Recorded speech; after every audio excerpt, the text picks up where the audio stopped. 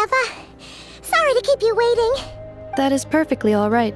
My data indicates clear skies in the coming days.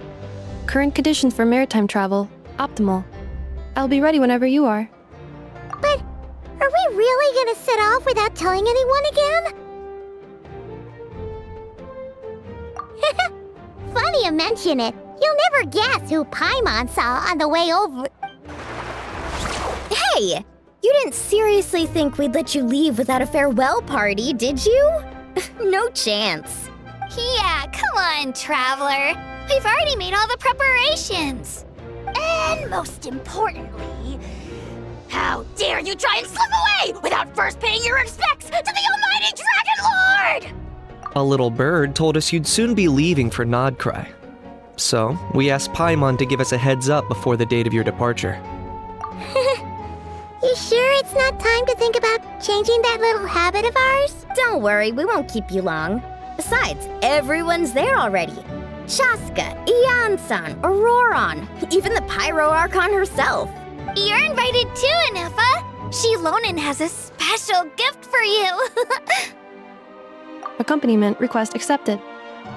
Shilonen demonstrates excellent massage technique. My impression of her is exceedingly positive. Wait, so robots like massages too? Or is it just that Shilonen really knows how you're wired? Alright, enough with the chit-chat. Let's head to the venue. Woohoo! Party time!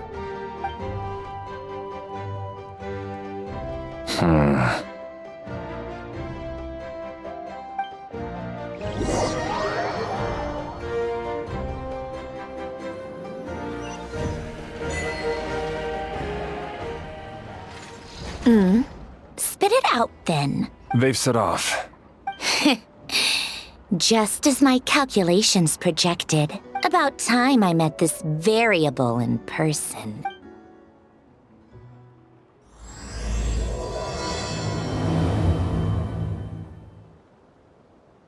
You know, every time we head to a new nation, there's always a point where it suddenly dawns on Paimon. This is it. The next chapter of our adventure has begun. This time, it was the moment she realized she just polished off the very last of her Saurus crackers. Should have stocked up better at the farewell party. In other words, Paimon has marked the geographic coordinates from 2 minutes and 40 seconds ago as the boundary between Natlan and Notcry.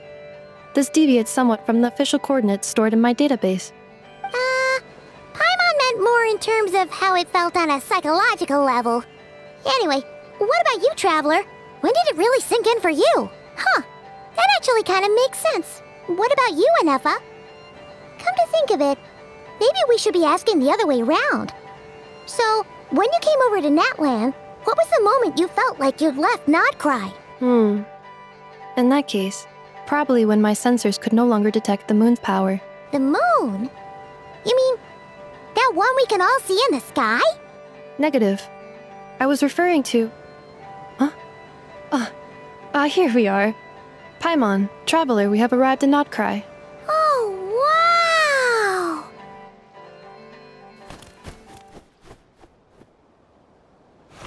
Paimon, Traveler, welcome to Notcry.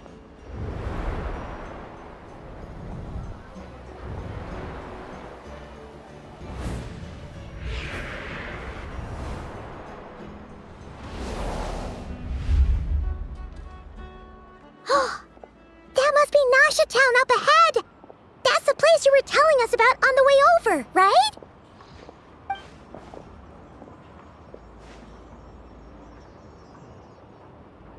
That is correct, Paimon. It is also the most bustling commercial hub in all of Notcry. Oh! Sounds like the perfect place to start trying out all the local specialties! Huh? Is something up, Traveler? Paimon, this is where our spaceship landed when Ether and I first arrived in Tevat. Huh? Are you sure? But how come you've never mentioned that before? Seems pretty important to Paimon. Well, because those memories are really hazy. All I remember is Ether waking me up and us leaving the ship. But just now, setting foot on this land, I felt something. The kind of power I sensed in those moments. Are you referring to Kuvaki? Kuva, what now? The locals refer to it as Kuvaki.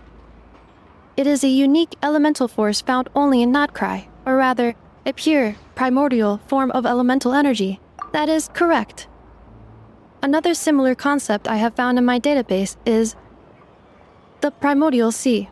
Legend has it that long, long ago, the moon that shines in the sky above us once rose from the land of Notcry. Modern geological surveys and meteorite studies conducted in the region have since supported this claim. So, when you mentioned being able to detect the moon's power earlier, you were referring to Kuvaki?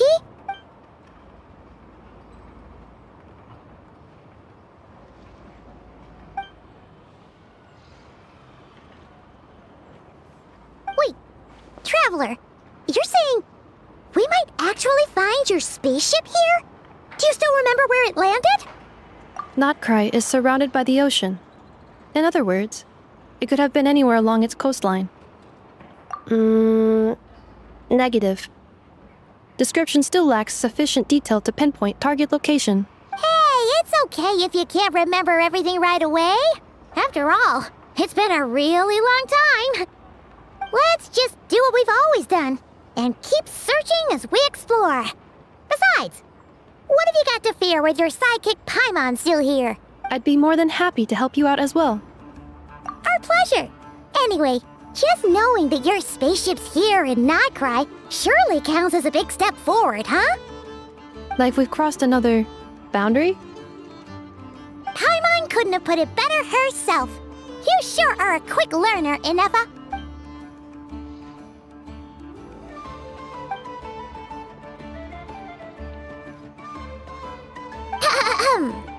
Well, as the best guide in the whole of Tivat, Paimon hereby does solemnly declare, Notcry, here we come!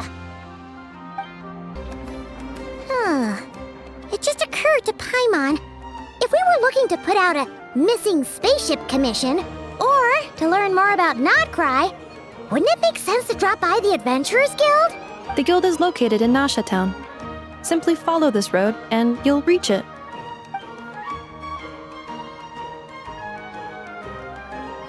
Huh? What in Tivat is that?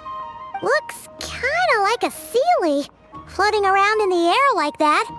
That is a Kuhenki, a species unique to the land of Notcry. A Kuhenki? Does she have something to do with the moon, too?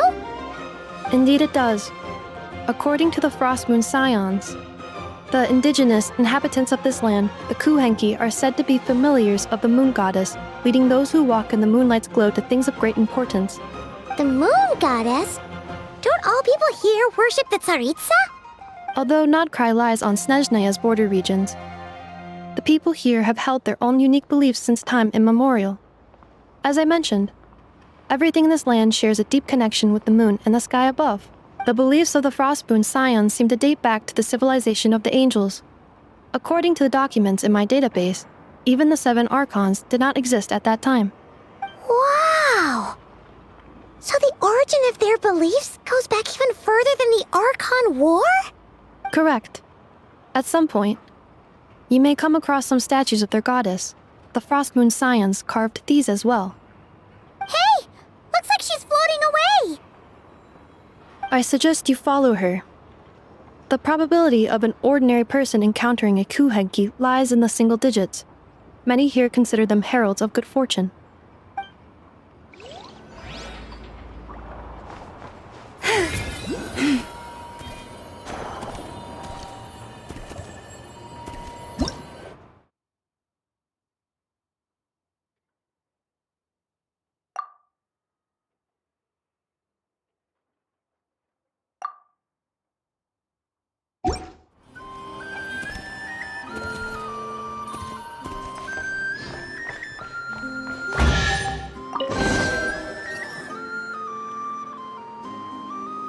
Is this a travel guide? Huh. It actually led us to something useful.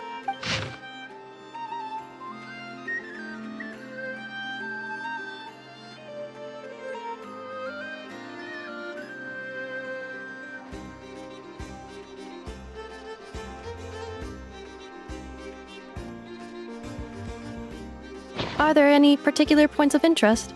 Oh, it all looks pretty interesting to Paimon. If we have time, she'd love to see, pretty much everything. Recalibrating route. If we keep following the current path, we will arrive at an area of scenic beauty. From there, we will be able to identify both the Adventurers Guild and several must-visit specialty stores. Yikes! Why is Paimon suddenly getting the feeling that if she doesn't step it up soon, Ineffa's gonna put her out of a job?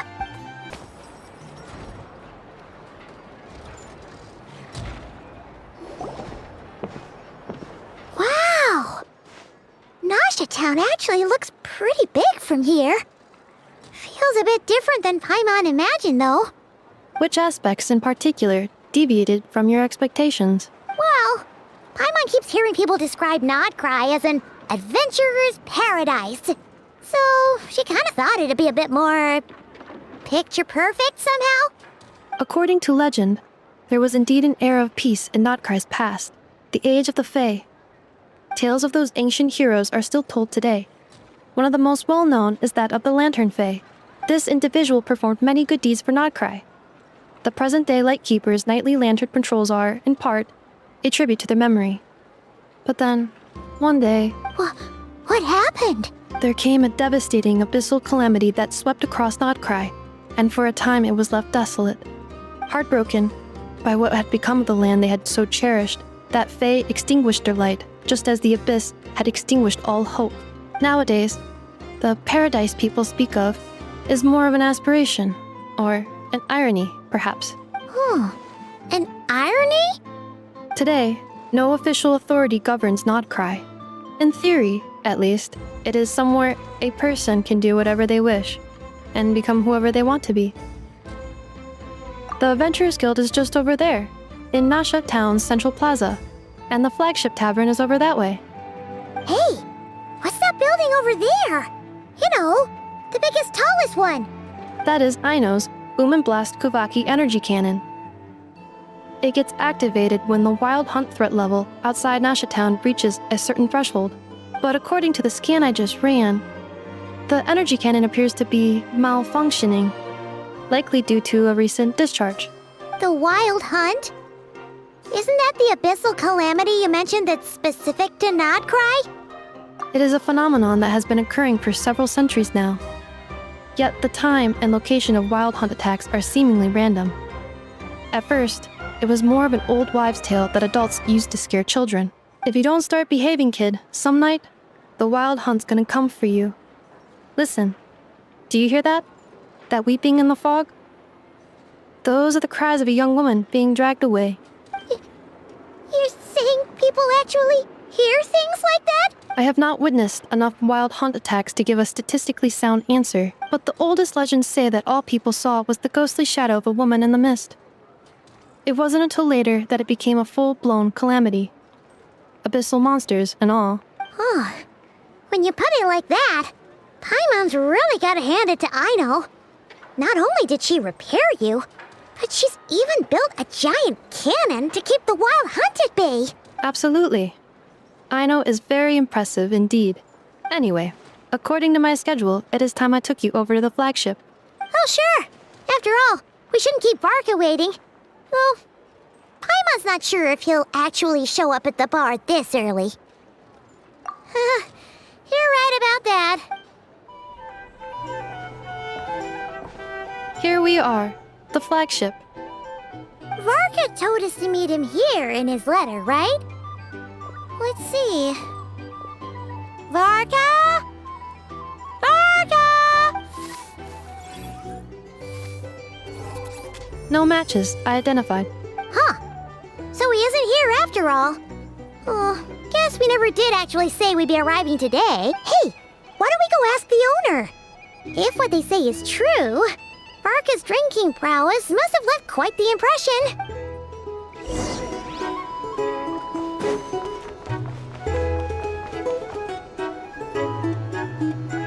Huh? Well, well. If it isn't the ineffable Ineffa. Hello there, Demyon. You know each other? Of course! Ineffa's a regular here at the flagship. So, robots are into booze too? Not at all. The energy conversion efficiency of alcoholic drinks is very low, and most of them are full of impurities. Still, I can affirm that your berries and fried meat deserve a solid 9.12 out of 10. It has Aino's approval too. Funny that you should mention that. While you were away in Natlan, Varka would come in here every day to pick up a serving of berries and fried meat for Aino. Aww. He must have been worried sick that she wasn't eating properly on account of being so hung up about Ineffa being gone. Actually it's 'cause Varka found out that Aino went wild after Ineffa left, gorging herself on snacks she normally couldn't get her hands on. So it was more worry that she wasn't getting a balanced diet. I think I might have just put my foot in it. Anyway, since you're back from Natlan, these two must be the ones Varka mentioned. The Traveler and Paimon, yes? Yep, that's us. So, from the sounds of it, you must be a close friend of Varka's too. Varka? Goes without saying. After all, he's the only one around here who's ever managed to stay standing after 10 rounds of the roulette special. Paimon can't believe he's made such a name for himself. Though, guess it's hardly surprising how. Right now? Must be somewhere near Anvantinjarvi. That's quite far from here. Huh? Where's that? It's a lake in the northern part of Nodcry. Word reached him of trouble brewing around those parts, so he took his knights to check it out. Oh. So, we missed him? Varka knew you'd say that. So he specifically told me to make sure you stayed here and enjoyed yourselves. He sends his assurances that everything's under control. Well, if he's that confident, guess our only option is to accept. Anyway, it's not like there's any special cause for concern. He is the Grand Master, after all. Exactly. Plus, not only has he booked you into our finest room, he's paid for it in advance, too. Whoa! That's so generous of him! We might not have met yet, but Paimon's got a feeling that we'll get along with Varka like a house on fire. Oh, and by the way, he also asked me to serve up a portion of berries and fried meat for Ineffa. That was prepaid as well. Thank you. No, thank you. I'm the one who should be grateful for your business. Traveler, Paimon, why don't you go ahead and drop off your luggage? I can use this time to go pick up some components that Aino asked me to bring back. Sure thing. Besides, now that we've got ourselves a map, once we're done unpacking, we might as well go for a stroll ourselves. Why don't we meet up again later? Oh. So you no longer require navigational assistance? No worries, we should be fine. We've got a rough idea of our way around town, so Paimon's reasonably confident we shouldn't get too lost. Thank you. This translates into an approximate time saving of 30%, meaning I will be able to see Aino about 45 minutes earlier than previously projected. Oh, right. You must miss her a lot, too. In that case, we better get a move on.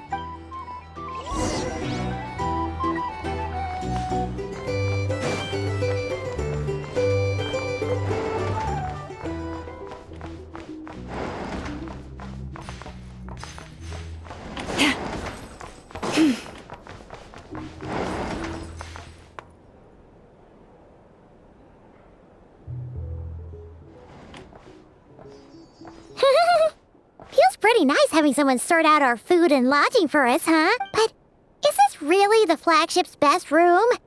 It's pretty big, make no mistake, but it looks a little worn out, right? Though, to be perfectly honest, that feels right at home with everything else we've seen of Nasha Town. You mean it's got something to do with Nodcry's history? Oh, that makes sense. But what exactly was this calamity?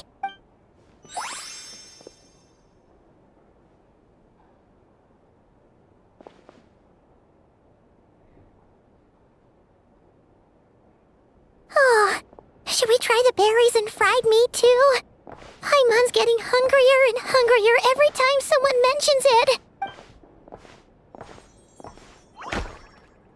Oh, sorry about that. Paimon wasn't watching where she was going. Please, there's no need to apologize. If anything, I'm the one who should be sorry. Clearly, I shouldn't have gotten lost in my thoughts in the middle of a hallway. Wait a sec. Are you staying in the room next to ours? Ah, quite the perceptive one, I see. First things first, allow me to introduce myself. My name is Kirill Chudamirovich Flintz, but please, just call me Flintz. Whoa, that's an impressively long name for sure. Oh, is that so? Names like mine ought to have been fairly common in Snezhnaya, at least in the past. Would I be correct then to assume that the two of you are travelers in this land? Yep, you sure would be. Paimon is Paimon, and this is the Traveler. We've been to a bunch of nations already, but we only just arrived in Notcry today. What a rare honor it is to meet such worldly travelers. Are you here for travel too? If only I had the time to spare. No, I'm just staying the night. Oh, so you're here for business? That's certainly one way to put it. I'm a Ratnik of Nodcry, normally stationed near the burial grounds to the north. My sole cause for being here today was to repair this lantern of mine. Burial grounds? Your surprise is entirely understandable. Most people cannot even begin to fathom the idea of a life surrounded by tombstones and decay. But if you've heard of the calamitous abomination that is the Wild Hunt, you'll know that in their wake they bring a host of souls tainted by abyssal filth. That then is why we are stationed by the burial grounds, to hold the line where it is most vulnerable. Oh, so it's all about fighting against the abyss. Oh, sounds like a tough job. I thank you for your concern. But in truth, I've long since grown used to it. In fact, I like to think it rather suits me. If anything, I'd say I prefer the peace and quiet of a graveyard to the hustle and bustle of urban life. Paimon sort of gets it now. But even so, she is still pretty sure she could never get used to living in a graveyard herself. For one thing, she'd be too scared to fall asleep at night. Oh, I assure you, there's no need to worry on that account. The kind of ghosts you find in cemeteries aren't too big on talking. But even when they do, they're usually far more discreet than the living. Well, would you look at that? Who'd have thought we'd end up chatting this long? Must have a lot in common, huh? Forgive me, but I must excuse myself, for the time of my appointment draws near.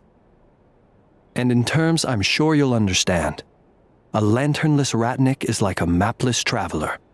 A serious conundrum indeed. Oh, sure. In that case, you go right ahead. We won't keep you any longer. Not at all. Should the opportunity present itself, I'd gladly continue our conversation another time. You're always welcome to come visit my grave. The grave I stand watch over.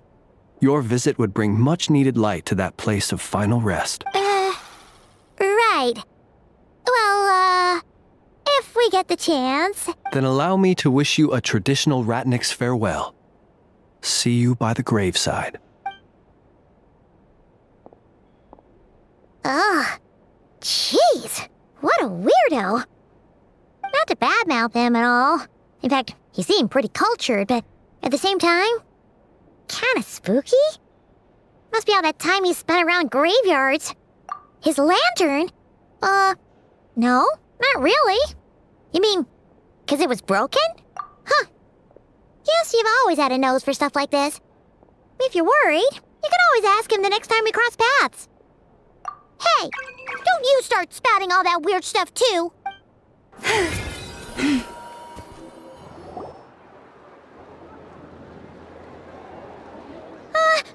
Paimon almost forgot something super important. Were we gonna go try out the berries and fried meat? But now, heading all the way back to the flagship feels like such a waste. Please, accept today's boon. Come night or day, may the blessings of the moon goddess shine down upon you. Huh? What's going on over there? Wait, free food? Wow, the people here are so nice! Quick, let's grab some too. Paimon's super curious what their food tastes like. Moonlight illuminates the path before you, travelers from afar. Huh? How'd you know we were travelers? Just now were a song the birds in the sky, singing of your wanderings. You are no ordinary guests, it seems. The birds and the... what now? Forgive me. I should not have laid the words of others out as a welcome mat for our very first meeting.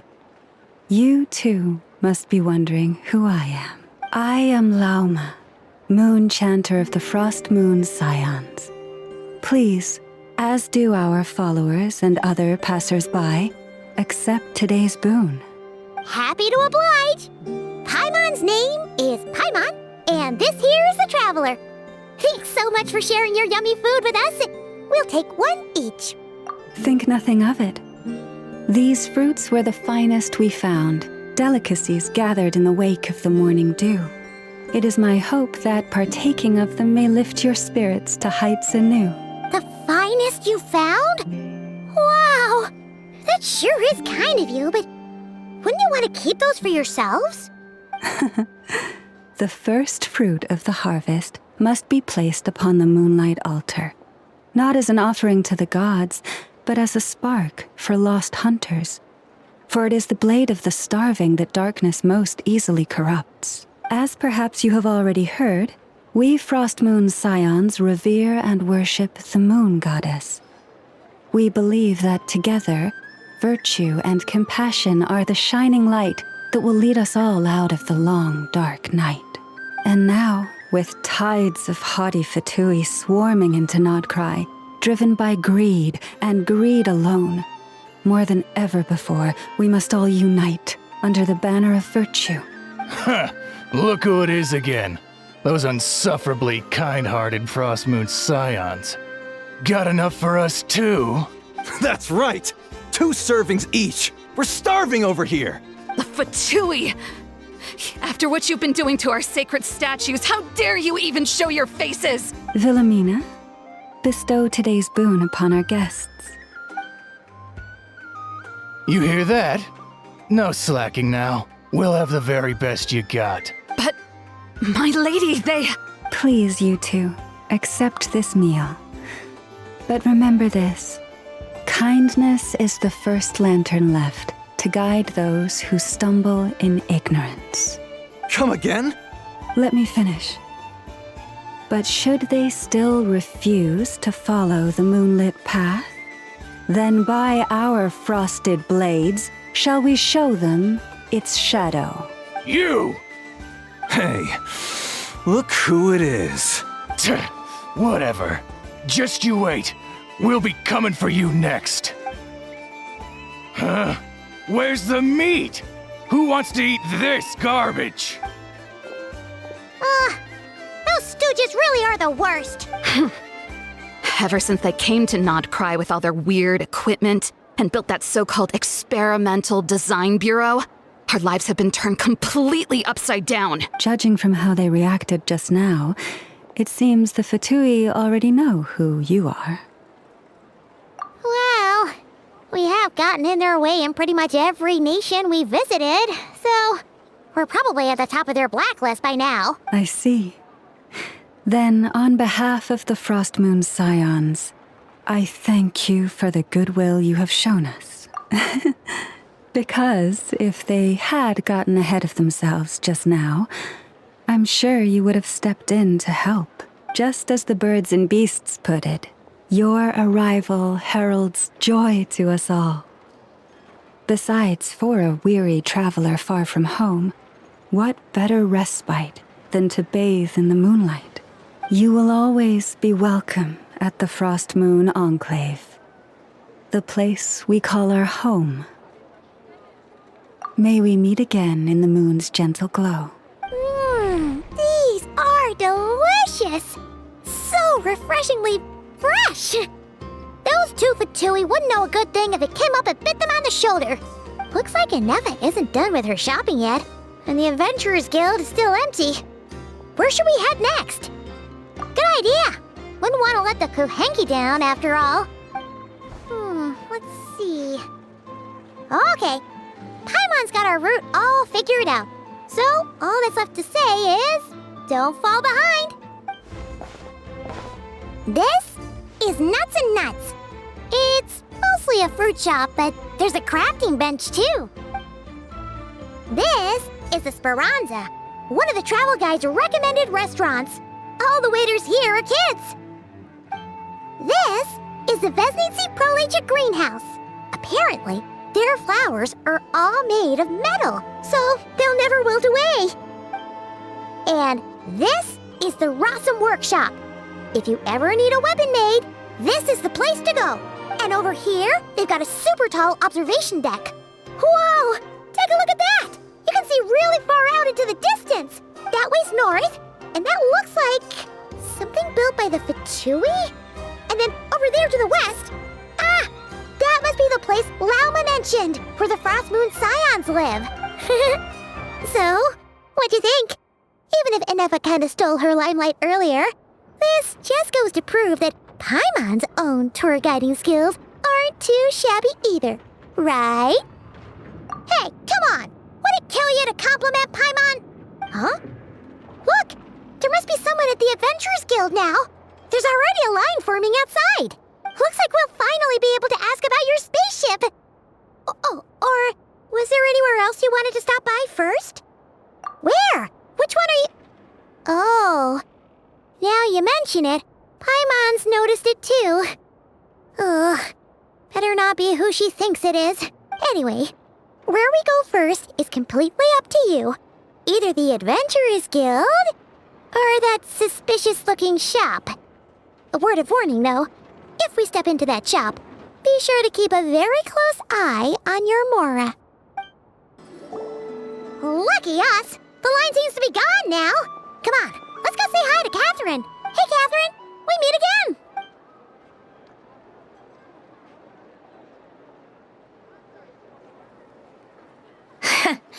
How ridiculous. Huh? They often say that mortals, shackled by their own flesh and blood, may fail to perceive the truth of this world, even when it is right beneath their very noses. Yet I had not expected to have the pleasure to witness such heights of absurdity firsthand. But Paimon must have gotten the wrong person? At second glance, you do seem a bit younger than Catherine, and you certainly sound a lot less friendly. A creator might forgive ignorance, but being mistaken for one of my own creations is beyond all pardon. Look very closely, for standing before you is none other than Marionette, 7th of the Fatui Harbingers. A Harbinger? I told you already, I'm not Catherine. Just how obsessed are you with my machines?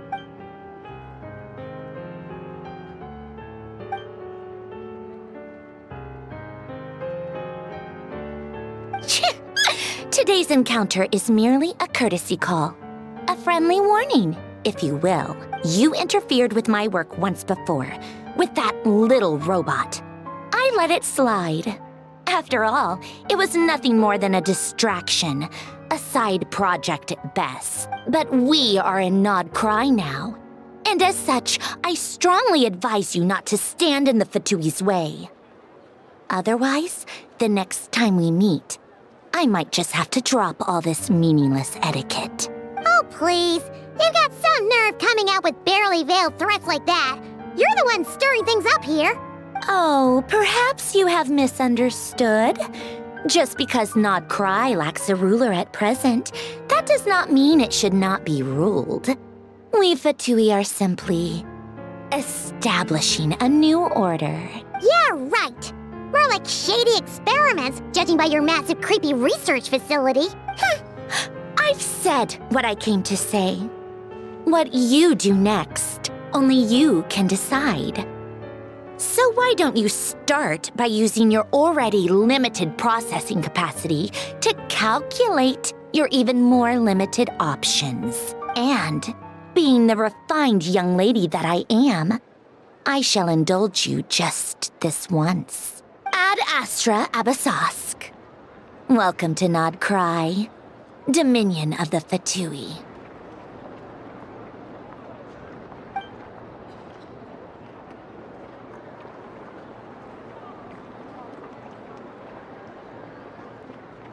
Ugh! Paimon's so mad right now! How can anyone so obviously evil be so annoyingly self-righteous? But if a Fatui Harbinger is here to greet us in person, that can only mean one thing. We'll have to be extra careful from here on out. Paimon hates feeling like she's being watched. Hey! The real Catherine's back! Ad Astra Abyssosk. Welcome to the Adventurers Guild. How may I help? I will do everything I can to assist you. Oh, you're so much nicer to talk to, Catherine. Please don't leave us again, okay?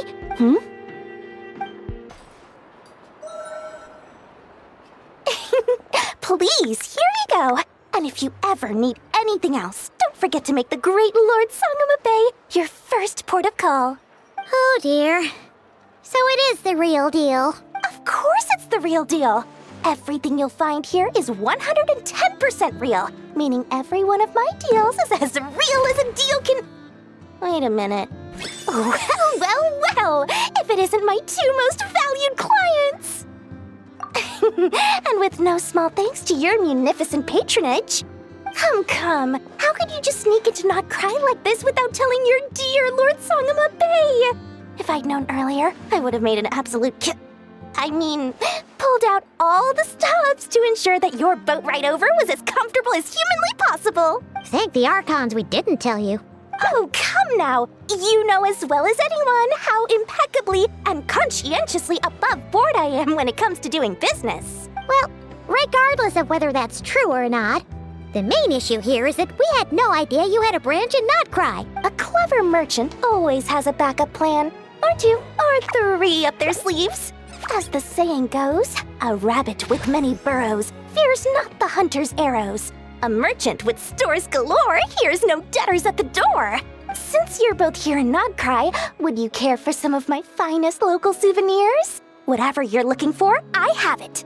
Or if it's Sumeru you're missing, I've got that covered too. We literally just arrived. Do we look like we're on the hunt for tourist trinkets to take back for our friends? My, your high-minded tastes never cease to impress.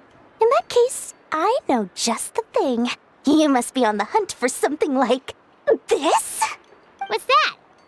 Your hat?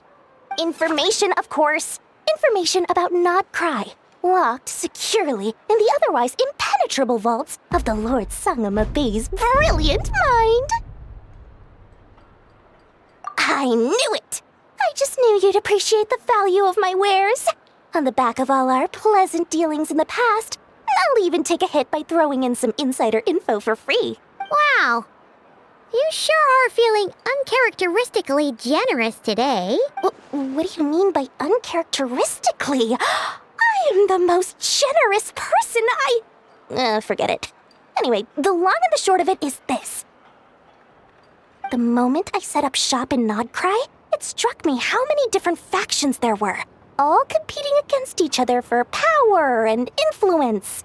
Well, as they say, there's no time for business like a crisis. Things got even more turbulent after the Fatui pulled down 2 ancient moon's remnants. People began to catch a whiff of the coming chaos. And the more troubled the waters, the greater the potential profit. Not at all sorry to interrupt, but we're not here for Mora.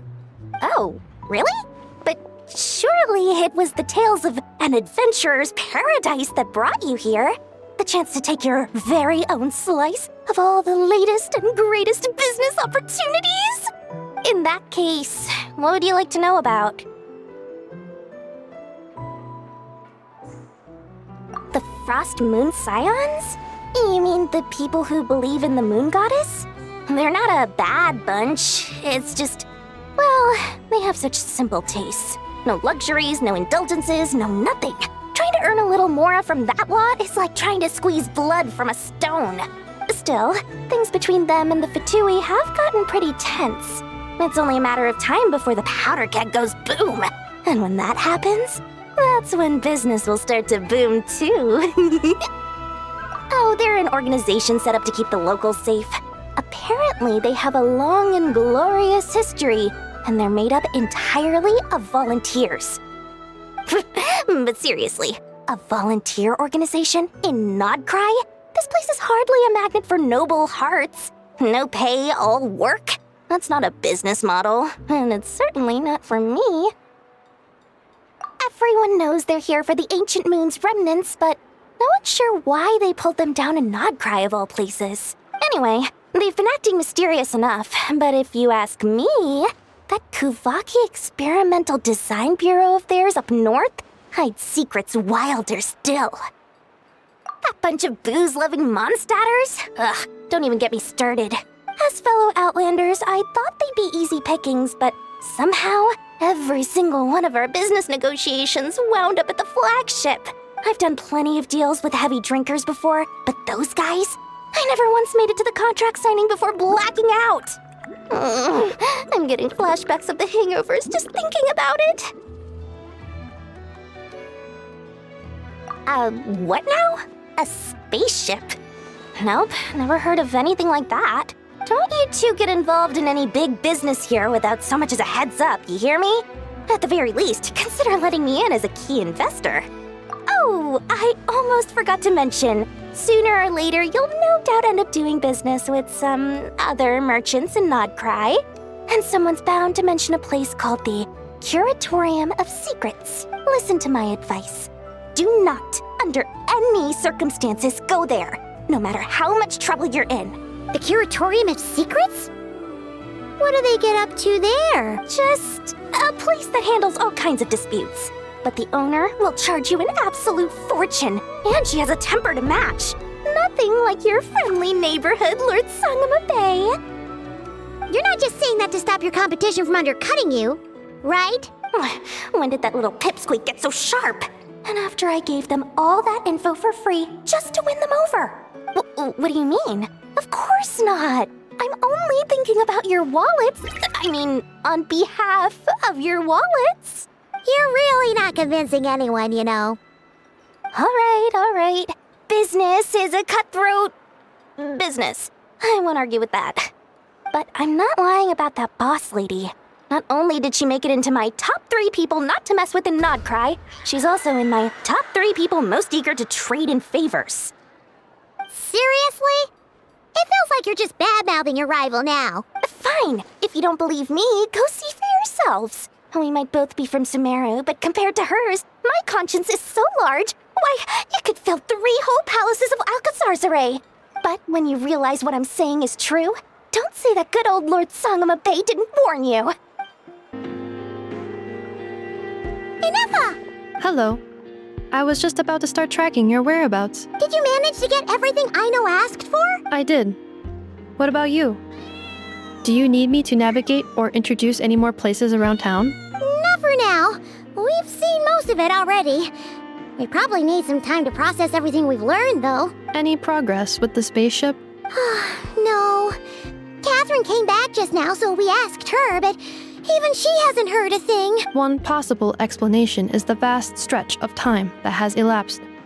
Additionally, given the limited resources available in Nodcry, it is entirely plausible that the wreck was scrapped for parts, or even mistaken for a pile of broken machinery. Aww. Understood. In that case, why don't we go ask Aino together? After all, she was the one who salvaged me. Ancient dragon technology and all. If there really are any unusual parts floating around Nodcry, there's a high chance they've passed through her hands at some point or another. Good point. And since you keep mentioning her, we're curious to meet this whiz-kid mechanic too. Understood. Then I'll handle navigation as before. ETA at the Clink Clank Krumkake craft shop. 34 minutes ahead of schedule. Oh no! There's a little animal trapped over there! Let's go help it out! Huh? That's weird. Why isn't it responding? The tides of Kuvaki affect everything in Nodcry. So much so that many creatures have evolved a kind of dependency upon it, growing stronger or weaker as it waxes and wanes.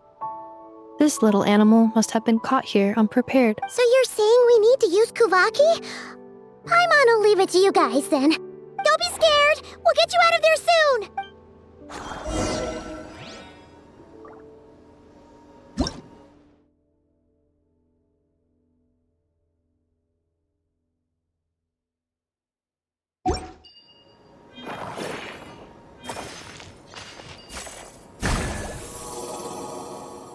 Oh! It worked!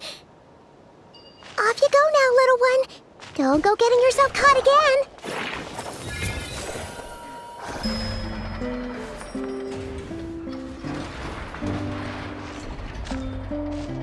we are. The place Aino and I call home. Whoa! So many machines that Paimon's never even seen before. And then there's all these little robots. Did Aino build them all? That is correct. It looks like Aino has created 3 more little bots since I've been gone. Aww. Well, you were gone for quite a bit. She must have missed you. I missed her too. I want her to see what I've become. Let's not keep her waiting any longer then. Come on!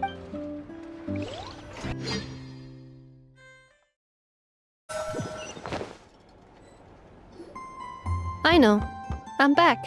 Hmm?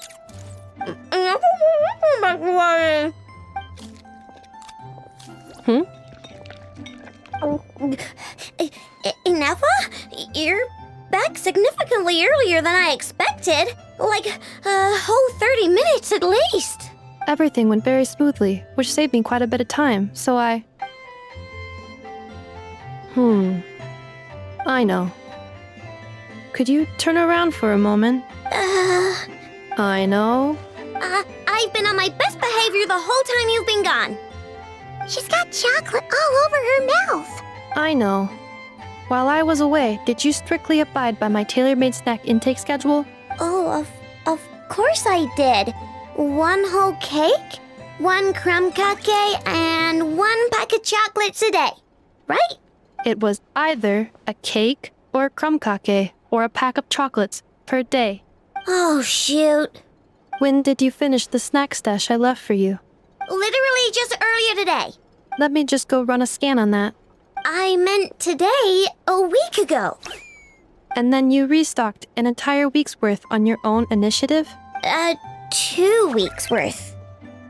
Why does Paimon feel like the roles in this household are pretty much the opposite of what she imagined? Calculation complete. Aino's recommended snack calorie intake for the next 4 weeks. 0. No fair! You're a meanie, Ineffa.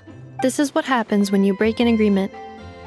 Oh, come on! Don't do this to me! I only ate a teeny bit extra every day. Just a teensy-weensy bit extra. That is objectively not a teensy bit extra. Oh, seriously? If you'd only arrived half an hour later, I would have had everything cleaned up and you wouldn't have noticed a thing. But now that I think about it, you even said you'd come back a bit earlier than you did, so I wouldn't have to worry. But then, you were away so long, and I was so worried about you. And that's the only reason I even... Oh. I know. I am very sorry to have kept you waiting. I'm back now. Welcome home. Oh! So, will I be able to keep eating snacks as usual now? Negative. Aww. Okay.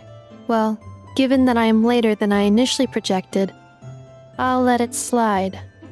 But just this once. Thanks, Ineffa! You're the best! I know. Allow me to introduce. It's the honorary knight and Paimon! I know. Uncle Varka talks about you guys all the time. Nice to meet you, I know. Ineffa's told us all about you, too. Huh? Really? She actually said that about me? Well, she's not wrong. Oh yeah, so, you're here to see Uncle Varka, right? A couple of days ago, he suddenly said he had to head out on business, and that he might not be back for a while.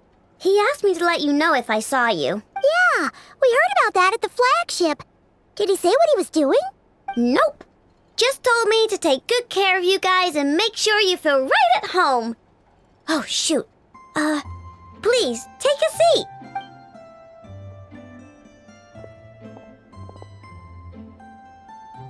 Do either of you need my help with anything? Anything at all? After all, I'm the head of this household. Sure wouldn't know it from that snack tantrum she just threw.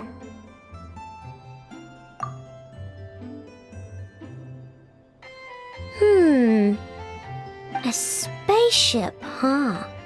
From outside to that? Exactly. So, ring any bells? No. Oh. You sure? Nope means nope. Never seen the slightest trace of it. More specifically, by nope, I mean, I've never seen a single piece of tech in all of Notcry that might have come from out of this world. Not in any new machines or in any old ones either. Huh. What I know means is that your spaceship almost certainly has not been disassembled nor repurposed as parts for other machines. Oh, so that's what she was getting at. Yep. I've taken apart pretty much all the fun stuff in this city at one point or another, but I don't recall ever seeing any components that were anywhere near that special. So, either your spaceship crashed somewhere it's never been found, or someone did find it and then hid it really, really well. But who would even do something like that? Beats me. Maybe someone who thought they could stash it away for a rainy day. Just like how I sometimes hide snacks in the... Anyway, long story short, I definitely haven't seen anything like that. Besides, sounds like it would practically be ancient history by now. If anyone still has any leads on what really happened, it'd be the Frostmoon Scions. The Frostmoon Scions? Huh? Haven't heard of them yet? Didn't Inefa tell you about their rituals? There wasn't enough time to delve deeper into their history and traditions. What kind of rituals are we talking about? I've never actually seen them myself. Just heard bits and pieces here and there. They say that each of their moon chanters has had access to an ancient relic that lets them see the true past. Not sure exactly how it's meant to work. I can't get my head around anything that can't be explained by either machines or science. And to tell you the truth, I don't like it much either. Looks like we'll have to try our luck with the Frostmoon Scions. Aw, leaving so soon? Sure you don't want to hang out a little longer? It's getting late, I know, and these two still need to head over to Hisi Island. It would not be convenient for them to linger much longer. Aww. All right then. Don't worry. We'll be sure to drop in on you as often as we can. Really? You promise? Sounds like my type of visitors. You're welcome anytime. I'll be staying to look after Aino today, so I won't be going with you. Hey, don't sweat it. We'll find our way just fine. I'm glad to hear that. Also, I must admit, I have very much missed the charging bed that Aino made for me. Oh, are you here to play with me? My name's Aino, and I'm an inventor. Me and Inefa live together. I could probably eat all the cakes and cookies in the world because I love them so much. But my favorite kind of all is Lackaberry Crumb Cake. Come visit my Clink Clank Crumb Cake craft shop whenever you want. Anyway, that's me. What about you? Tell me something about you, then we'll be friends.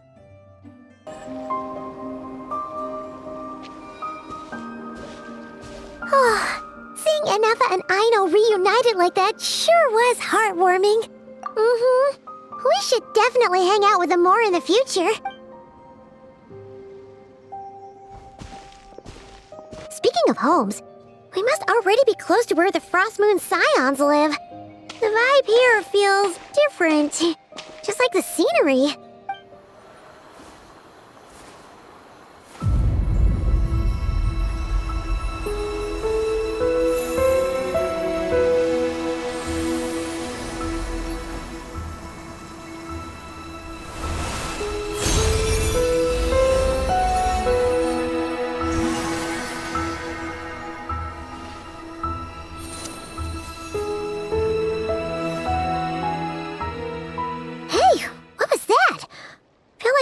Sort of breeze blew by, and then the petals suddenly turned into...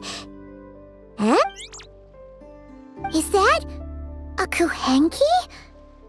She looks different from the ones we saw before. Hey there! What's your name? Huh. Doesn't seem able to speak. No idea what she wants. Unless you want to stop, maybe we should just keep moving?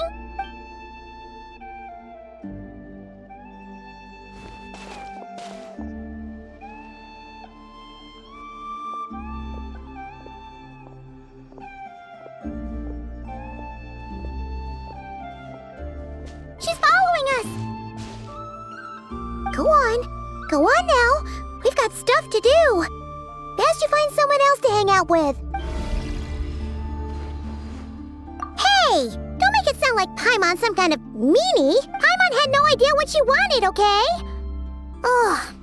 Anyway, next time Paimon sees her, Paimon promises she'll be nicer. Seeing as we're on our way over to meet Lauma anyway, we can ask her about it while we're there.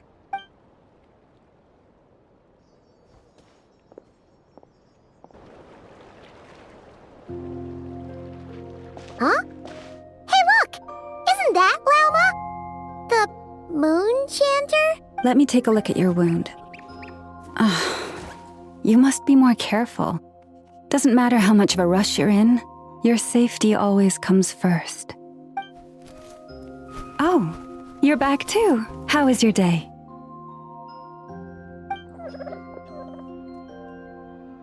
You what? Those two Fatui? The ones who were causing trouble in Nasha Town? You went to teach them a lesson?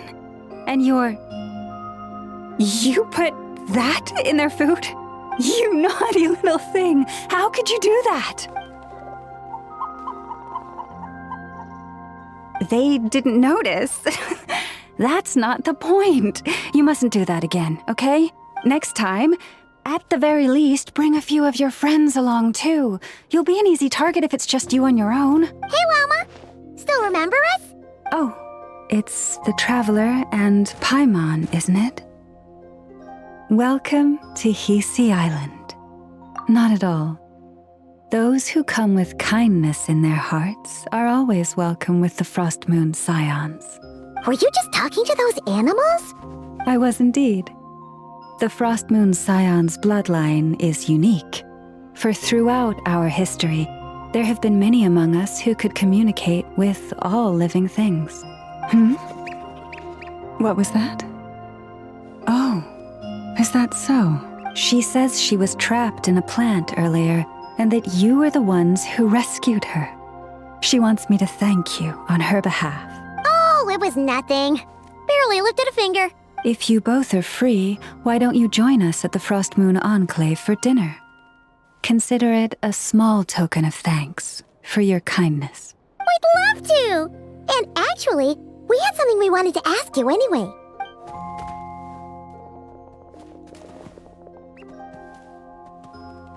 Oh. You're interested in the story of Kutar? Kutar? Yes. Kutar is our moon goddess, the moon maiden who guides us. But up close, this one somehow seems a bit different from the one in Nasha Town. It's like it's more... natural? Or like... more harmonized in its design. That is because ever since the Fatui arrived in Nodcry, they have been modifying and defacing our statues as they please. These statues were made by the Frost Moon Scions who settled here hundreds of years ago, crafted from the very finest Lunasol stone. Not only is this stone exceedingly rare, but it also brims with Kuvaki. I suppose the latter must be what caught the Fatui's eye. For a time, we put up fierce resistance. But now, this is the only one left that still retains her original form. We heard they even pulled some ancient moon's remnants down from the sky. That's right. The two largest remnants landed in Nodcry. One here on Hisi Island, and the other on Paha Isle. The Fatui built their research facility on top of the remnant over on Paha Isle. But they've had their sights set on the one here, too. Oh! It's that little Kuhenki again! Surely that can't be. Hey! We've been wondering what was up with it, too. It just appeared out of some petals and hasn't stopped following us since. No, that is no ordinary Kuhenki. These we name Luonnotar, beings born from the moon goddess's blessing. Can you understand what it's saying? We honestly haven't got the slightest idea why it's been following us. I'm afraid not. I cannot fathom its thinking any better than you can. Sometimes a long time must elapse before the moon goddess's blessings turn into Luon-Notar. Perhaps you two were simply there to witness that transformation. Oh, maybe. Legend has it that the Luon-Notar bring good fortune. Given that it seems to have taken a liking to you both, why don't you let it come along with you? Really? Then you can start by helping us find some more treasure chests along the way. Capiche? Twilight approaches. If you would hear more of the moon's story, then let us make our way to the Frost Moon Enclave. Beneath the gentle moonlight, I shall share this tale in full.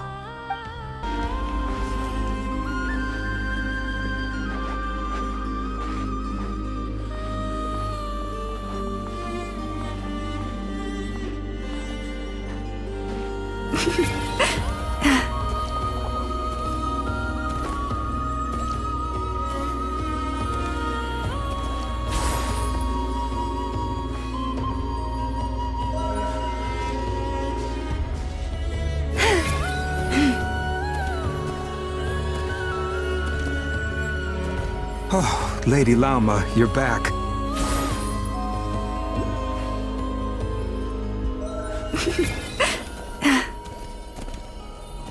Come day or night, may the blessings of the moon goddess shine down upon you.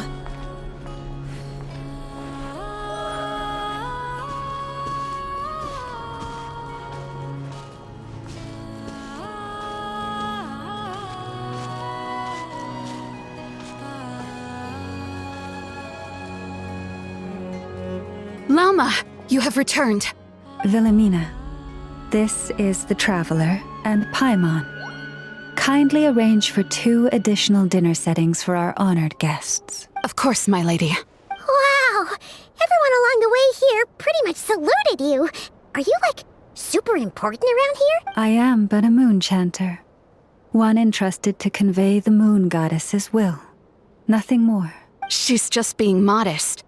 The Moon Chanter holds the highest rank among us Frost Moon Scions. Lauma is our leader. Wilhelmina? I know. I'll send word to the kitchen. 2 meals coming up. Whoa! Paimon had no idea you were such a big shot. It is merely that the unique traits of our bloodline have manifested themselves especially strongly in my person. That is no accomplishment of my own. Please, follow me this way.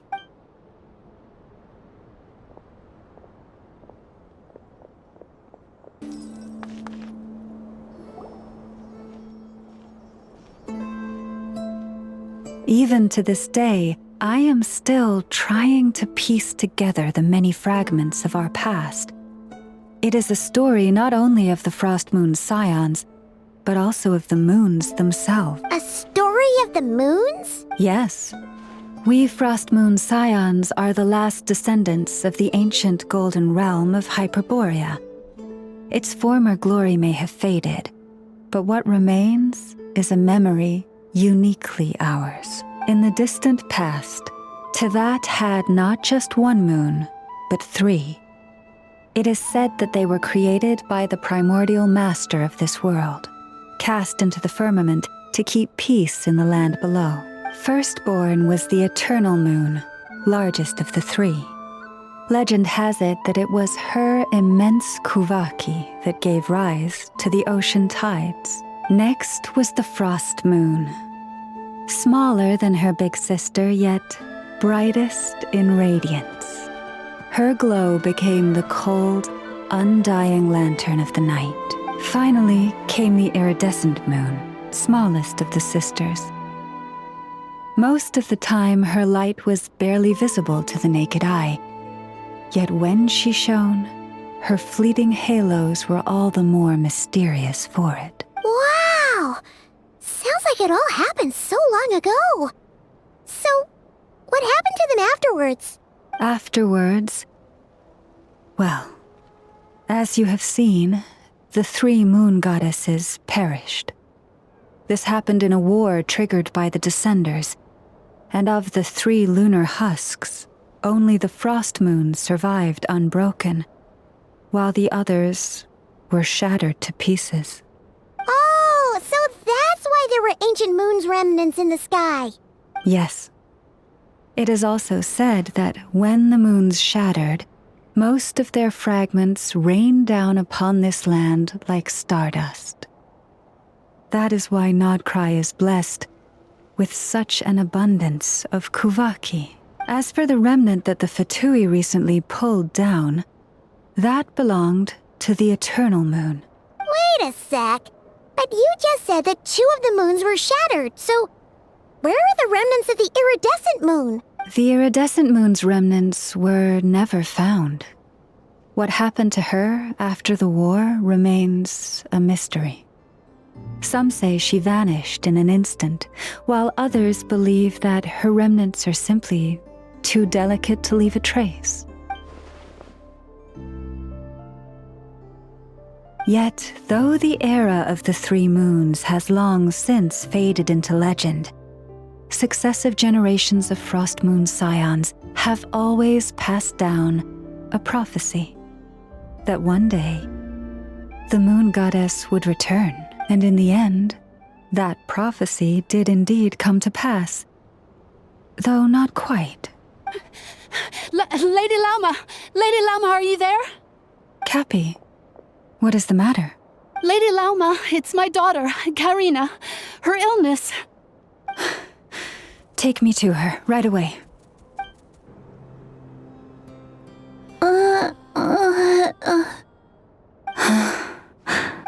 Her sensitivity to Kuvaki is flaring up again. After her last treatment, did you follow my advice and seek medical help in Nasha Town? But those doctors are all Snezhnayan. They're outsiders, compatriots of those brutes who invaded our homeland. How can we possibly trust them? Not all outsiders are enemies, Cappy. They've been treating this condition for generations. They have the experience we lack. But we're Frost Moon Scions. Should we not remember what the outsiders did to our moons? Surely the Lady Kutar will reward our devotion. But Cappy, Kutar is long... This isn't the time for debate. O lost child, snow-swept and buffeted by the howling winds of the frigid night, let not the silver flame within you fade. By the frost moon's grace, I shall warm you, curled up as a fledgling in frozen soil. Praise be to the moon goddess, my Karina. Remember, she must take powdered laka berries daily. It will ease her symptoms. Llama? Philomena, what is it? Dinner is ready. I see. Cappy, let her rest here for the night. I'll have someone bring her a blanket. All right. Thank you so much, Lady Lauma.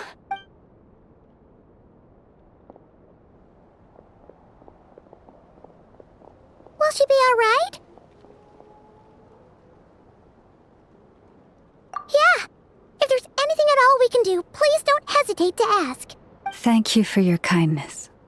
For now, though, Karina should be fine. She'll be feeling a lot better tomorrow.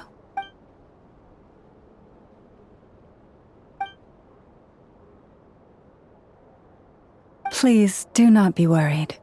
Come, let us head to dinner. I believe you still have some questions for me.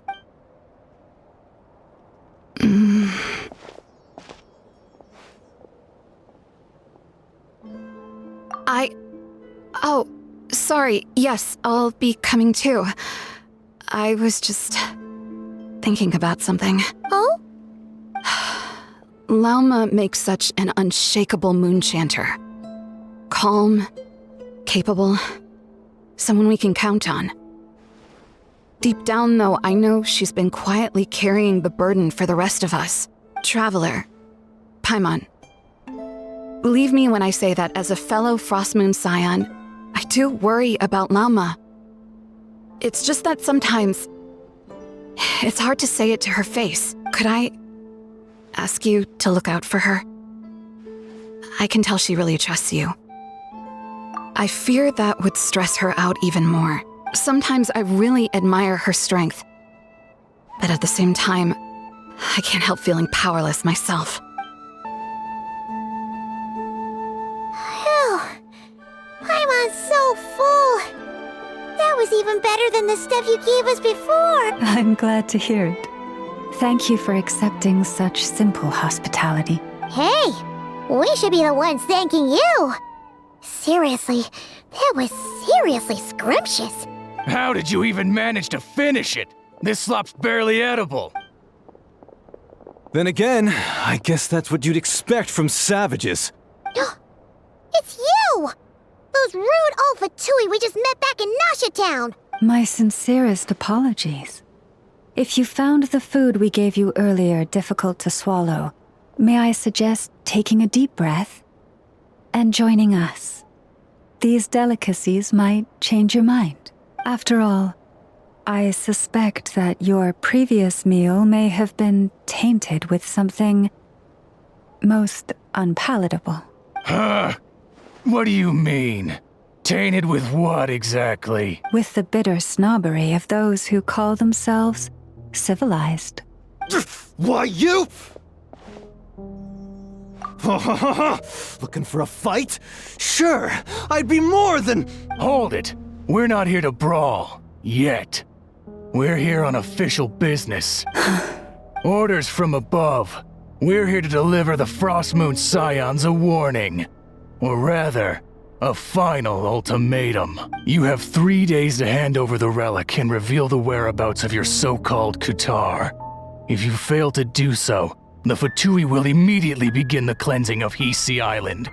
Which, by the way, is the sovereign territory of the Tsaritsa of Snezhnaya. What insolence! Your demands are outrageous! For generations, this land has belonged to the— Dear guests, allow me to save you both time and trouble with a speedy reply. The Frostmoon Scions will never hand over anything to the Fatui. And to those who set foot on our land with ill intent, I say this. With your blood, we shall draw an inviolable line in the snow. That applies to you, too. Stubborn savages, the lot of you! Better hold back this time. Branch into song. Everyone hold hands! The Temple of Wisdom!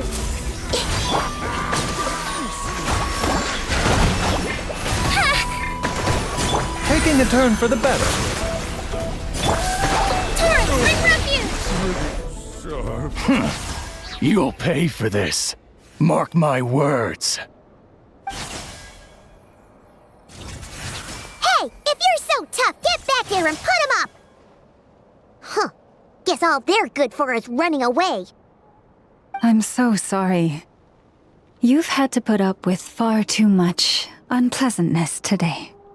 Come on, it's not your fault. We don't like bullies like them either, but still, they mentioned a relic and Kutar. What exactly could they be after? Oh yeah, so this might not be the best time to bring this up, but we kinda have a favor to ask of you, Lama. I see. So your questions concern the sacred relic too. Please, do not hesitate to speak your mind. Unlike those insolent intruders, you walk in the moonlight with open hearts. You stood by us when we needed your help. So it's only right that I return the favor. But let us continue this conversation somewhere more fitting.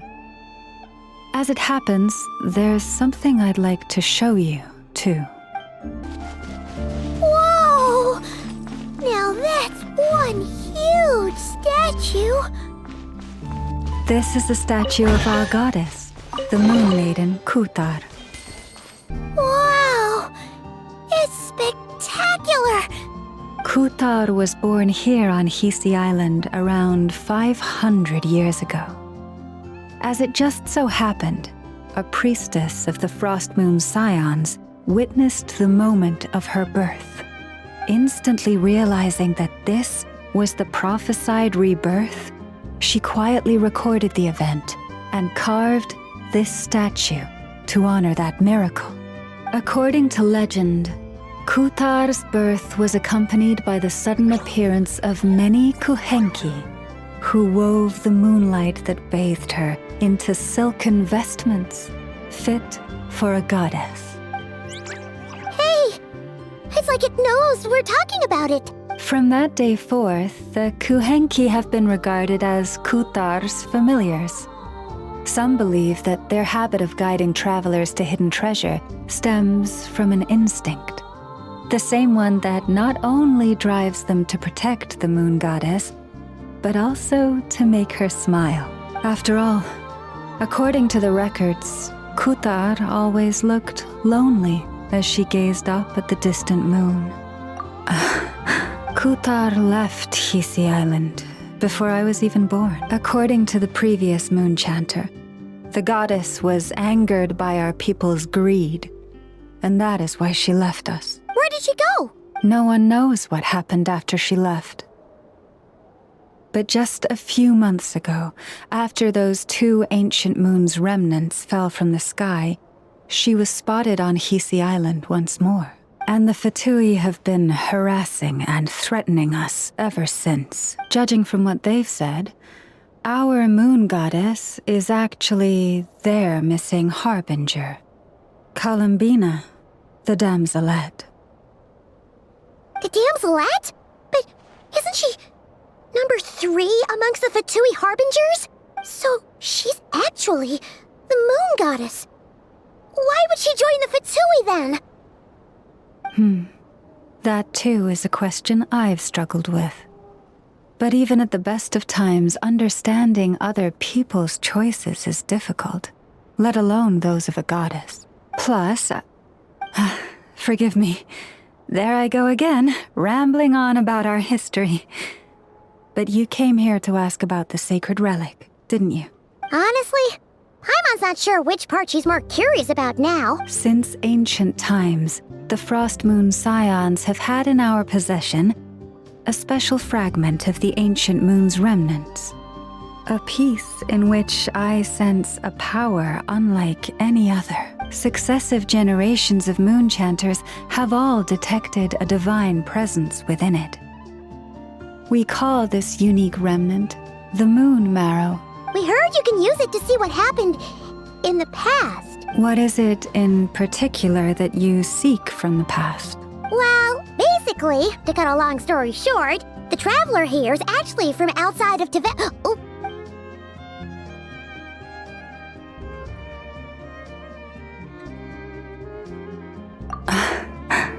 Thank you. Your honesty is a sign of your trust, both in me and the Frost Moon Scions. Unfortunately, though, I won't be able to use the Moon Marrow to shed light on your past just yet. Our people revere the Moon Marrow as a sacred relic. I'm only permitted to retrieve it from the secret chamber in which it is hidden once a year, on Moon Prayer Night. Oh, really? So, when's the next Moon Prayer Night? Judging from the tides this evening, a little less than 2 months. Huh? Does that mean the date changes every year? The ceremony is held on the night when the moon is closest to Tevat. This is also when Nodkrai's Kuvaki reaches its peak. Only then can the seal on the secret chamber be lifted. Oh, guess we've got no choice but to wait. I am truly sorry that I cannot help you sooner, but as the Moon Chanter, I swear that I will do everything I can to help you find the answers you seek. Think nothing of it. After all you've done for us, you deserve nothing less. Who'd have thought today was only our first day in Nodcry? Feels like so much has happened already. If I may be so bold, what does family mean to you? If you are aware of something, a secret that could hurt your family. Would you be honest with them? Or try to hide it?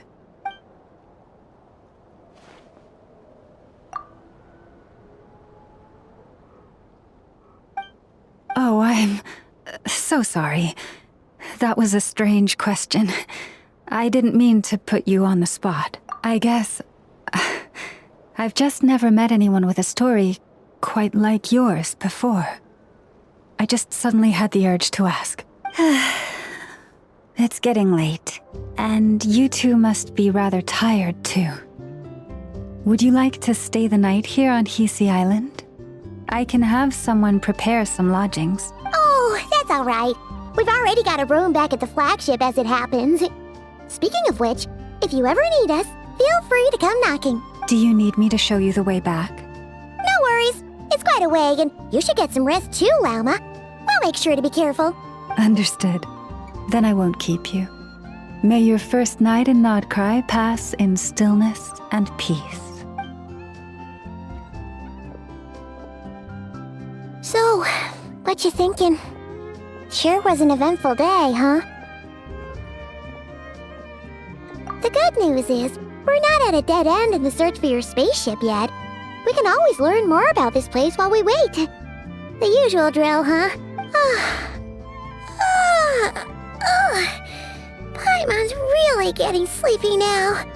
If she gets too tired to fly back, you carry her, okay?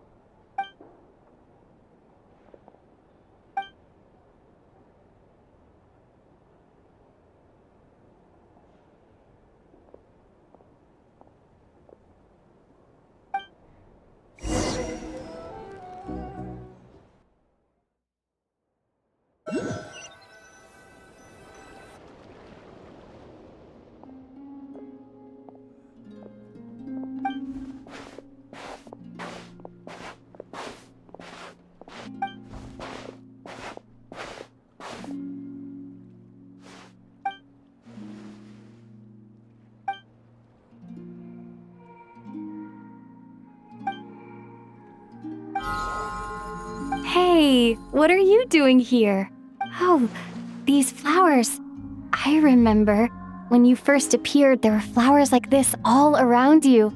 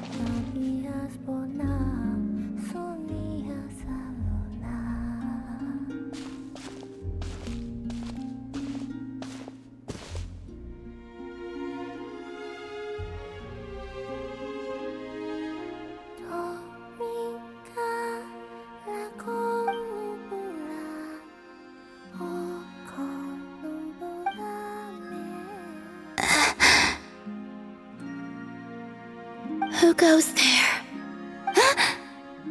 How did you get in here? I am but a passing traveler. I followed your song here. I'm very sorry if I've intruded. The Kuhenki. She brought you here.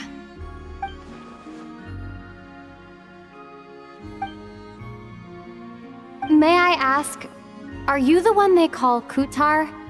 And the harbinger that the Fatui referred to as the Damselette? The Fatui? Are you here at their behest?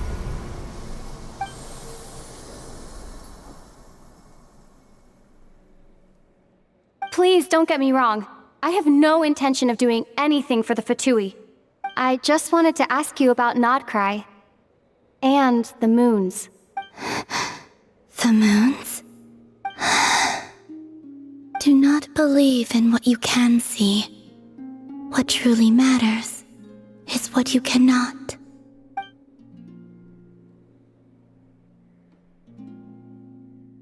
What do you mean?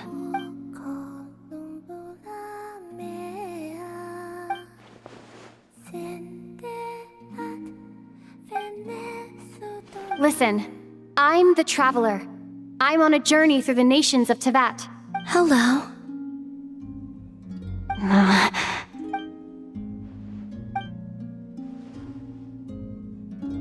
Could you tell me your name? Columbina. Kutar, the Damselette, the moon goddess. Pick whichever takes your fancy. I do not know my own name.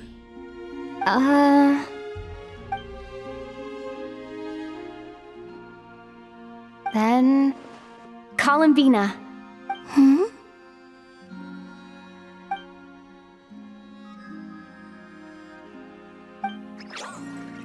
This Kuhenki, this Luanatar, did you bring her into being? Come here, little one.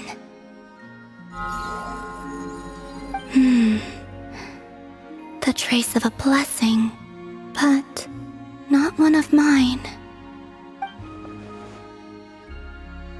People always assume I can do many things.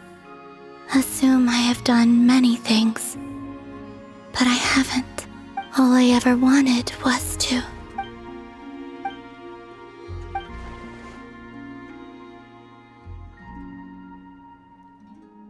It's about time I got going. I'm very sorry for disturbing you today.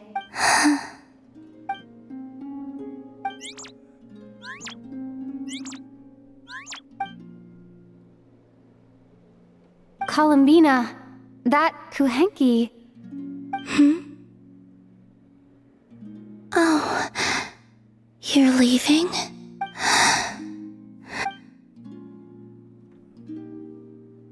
Go then.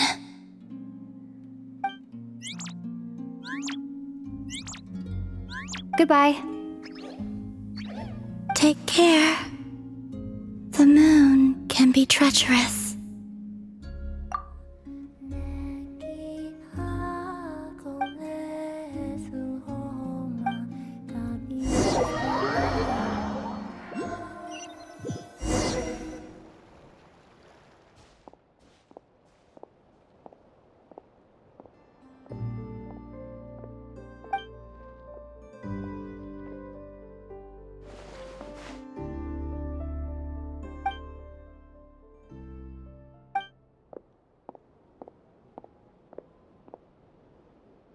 Wait, is that Ether?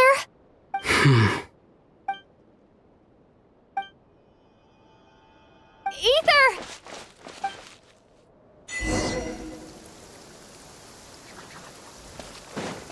Ether!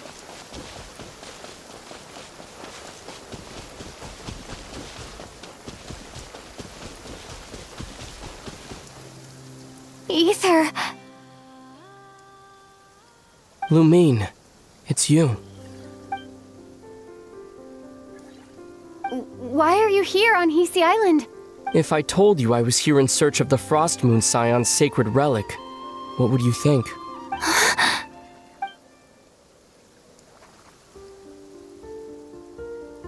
also here to uncover the truth about our past? That's right. What happened to us in the past? How we came to Tevat? Why our spaceship crashed here? There are things I want to know too. But I'm not about to sit around waiting for another 2 months to find out. Wait! Wait? But I still have unfinished business.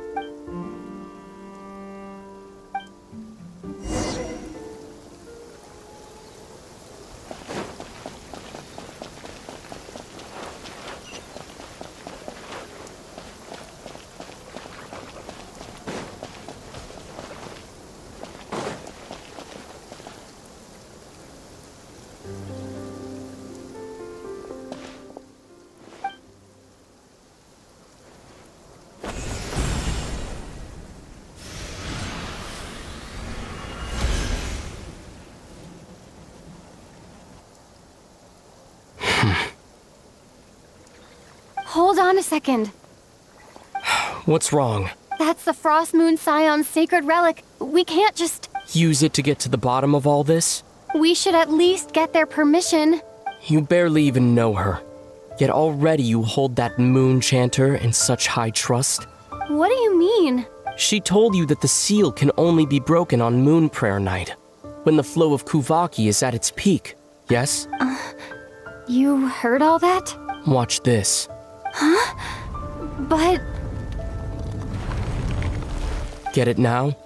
She's been stalling for time. As long as the statue's base is imbued with sufficient power, the secret chamber can be opened at any time.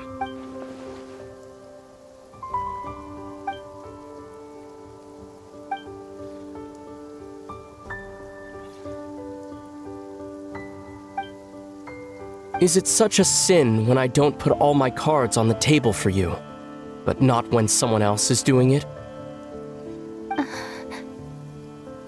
It's not like that. Is it? Ether, you've got it all wrong. This whole time I've wanted to ask you, what happened to make you like this? I admit, I've been having trouble accepting it. But after all this time apart, I've finally come to terms with who you are. Willful side and all, I trust you. I still do. Through all the worlds we've traveled, you've always been there by my side. If there are things you can't explain yet, I can wait while the journey goes on. I'll wait as long as it takes, until the day you're ready to talk. Lumine.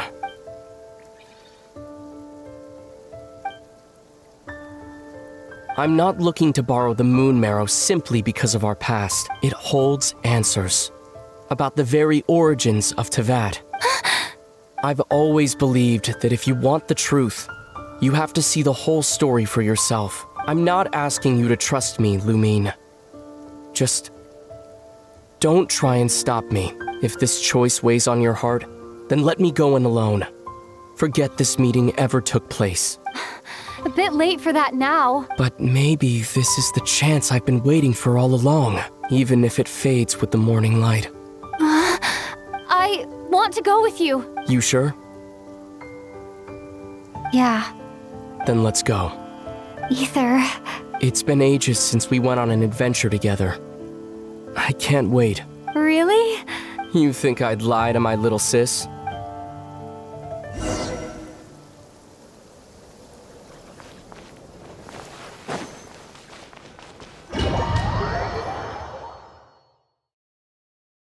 From what I understand, the path ahead is likely to be full of trials and challenges. A deterrence against intruders, and a test for those who truly seek entrance. Nah, I doubt the two of us will have any problems. I agree. Still, if we get separated, things could get tricky. Best we move together and watch each other's backs. Even the sound of your footsteps takes me right back. As a warrior, as a traveler, as my little Looks like this is the first trial.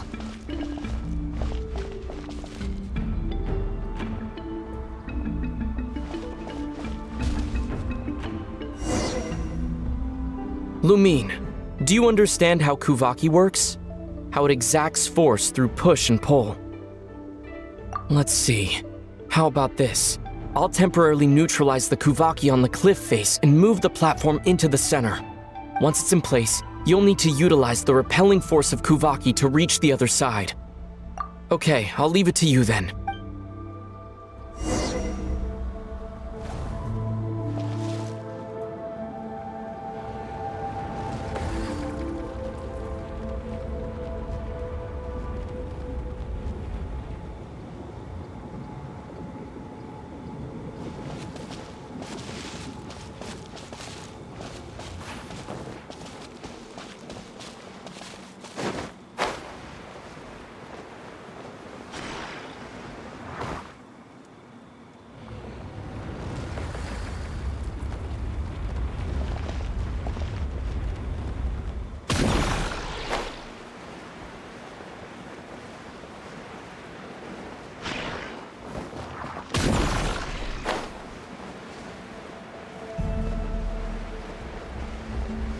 This should help Ether get across.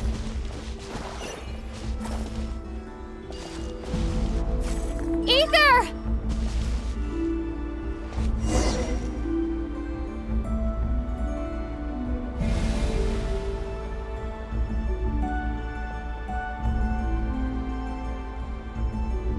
We make a pretty great team, huh? Just like the old days.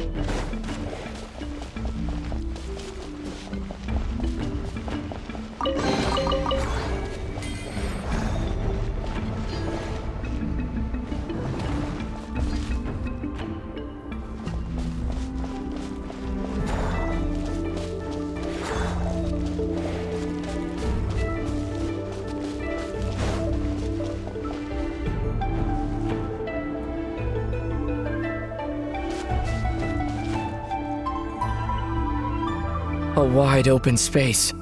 Must be in for a fight.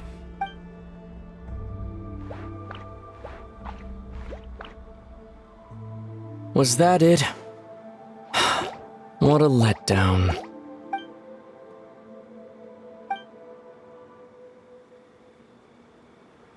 Lumine. What is it? Why are you looking at me like that? Those enemies were weak, were they not? Maybe it's because the trial's only just begun.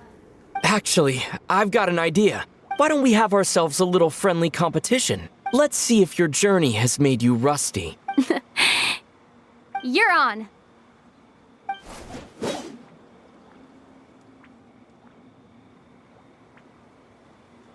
I won't lose to you, Ether. If memory serves, I used to come out on top more often than not.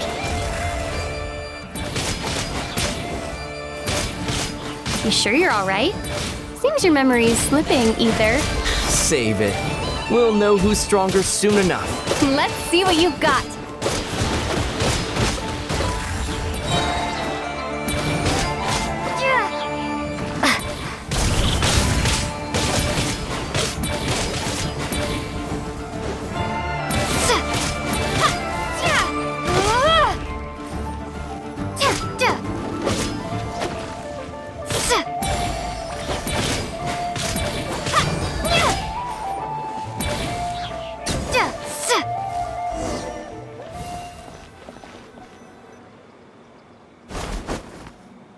Fine, you win. Didn't feel like you really wanted it anyway. Going all out in a place like this? Sounds like overkill to me.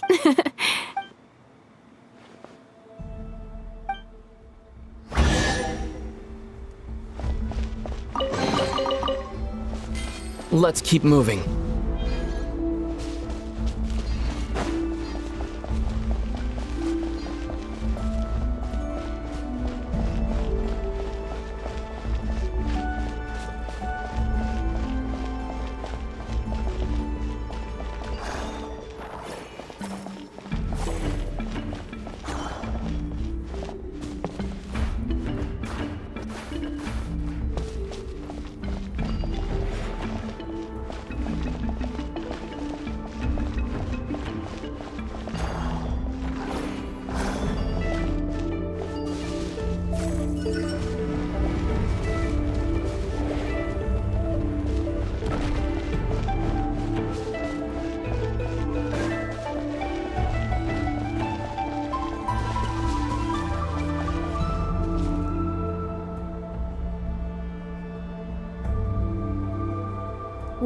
is this place? No sign of any monsters. Feels like a ritual site. But something's missing. It's ahead, inside that thing that looks like a mirror. I can feel it, but maybe it's sealed within? Can you open it using Kuvaki? Apparently not. Do you think it might have something to do with the Frost Moon Scion's bloodline? Ether? If this is about strength of blood, what could possibly stop us? Let me give it a try. Why don't you check around for other clues? Sure.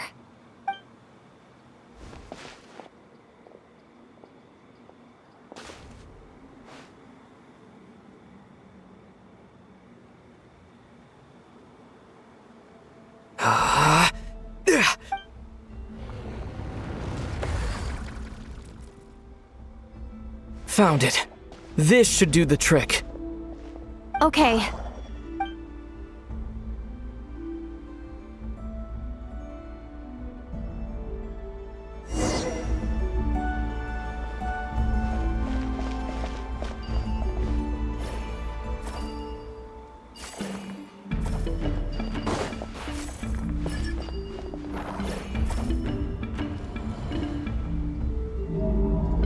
Yep, that got a reaction. That's one down.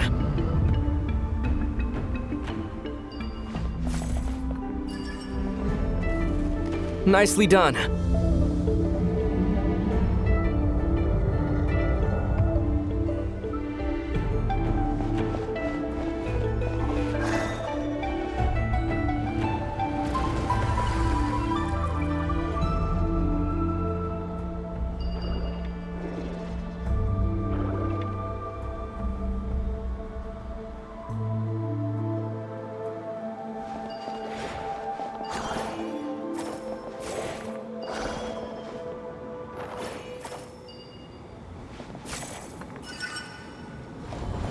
You've got this. One more to go.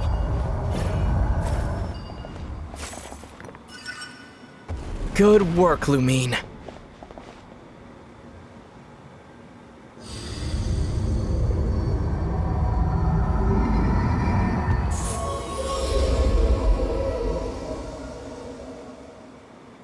The door's open. Come, we must be close.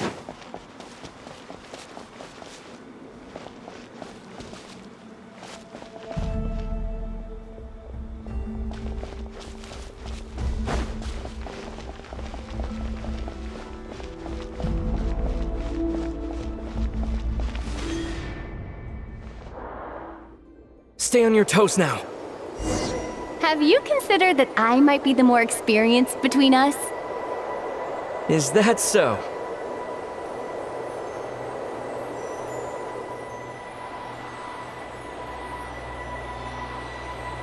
So, will you be heading off again after we're done here? Maybe. Maybe not. Another cryptic response. Don't worry about things that haven't happened yet.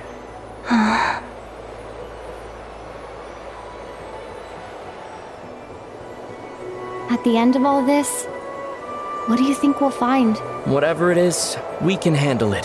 What about the end of our journey? That's not something we need to worry about right now.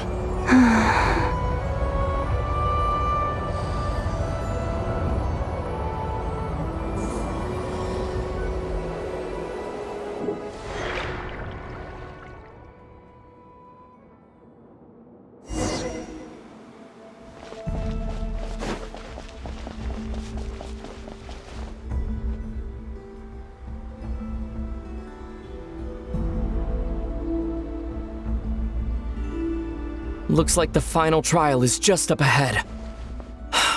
Ready for battle? When have I ever not been? What's wrong? Going on an adventure with you side by side, it's been so exciting. But at the same time, it just feels surreal, I guess. Maybe because it's been so long. You know, this is only the second time we fought together since the day we both woke up in Teyvat. Maybe that's it. Lumine, let the light of our blades come together once more, just like they did in the past. Ether. This is a night of miracles, an adventure that belongs to us. Let's not weigh it down with worries and regrets. This is our adventure.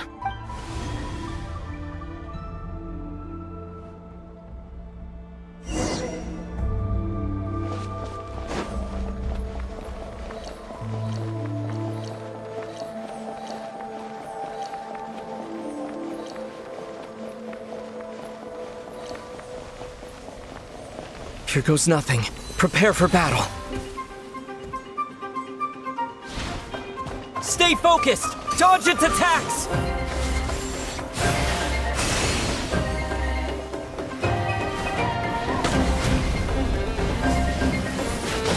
Don't forget to heal yourself!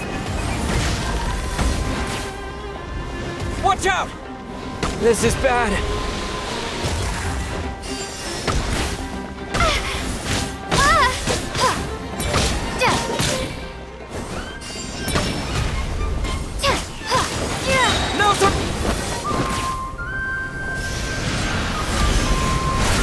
Stay focused! Dodge its attacks!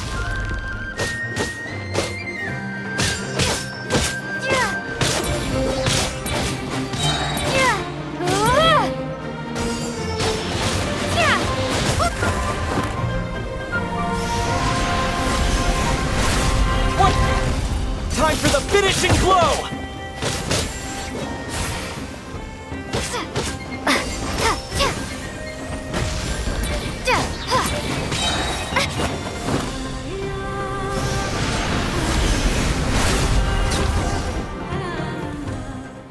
It's over. Nicely done. Flawless execution. Couldn't have pulled it off without your backup. Not too shabby at all. As for what you were saying, yes, I should have come to see you earlier. Or at the very least. Spent more time with me, going on adventures like this? Something like that. Instead of just running off and expecting you to follow my trail. Wait a sec. That's not an official apology, is it? That goes without saying. Come on. Time to claim the treasure we came for.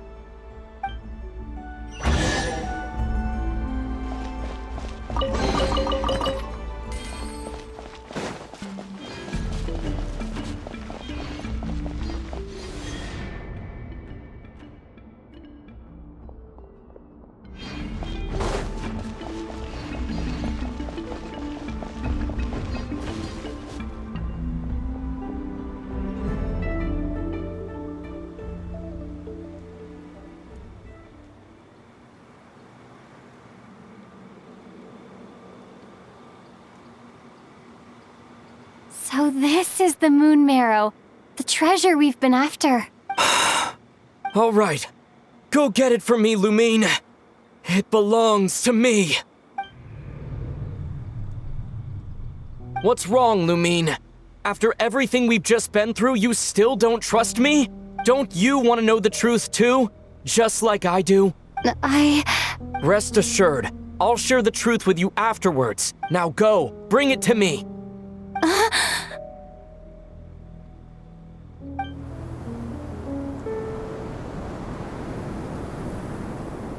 What's going on? Where did this fog come from? Ether!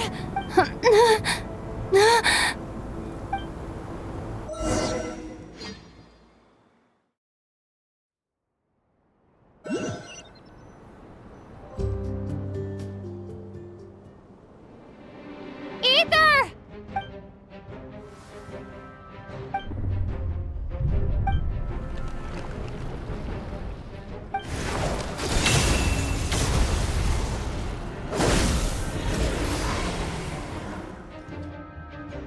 Ether! Huh? Huh? What are you doing here? Yes, we ran into each other at the flagship this afternoon. I'm honored you still remember. Are you looking for something here?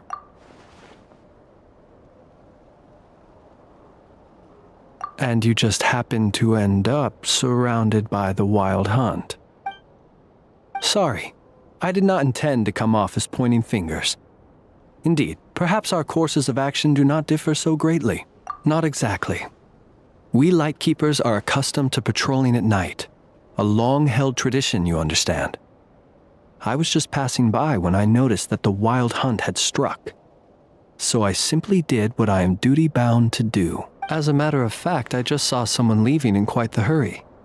Was that your companion?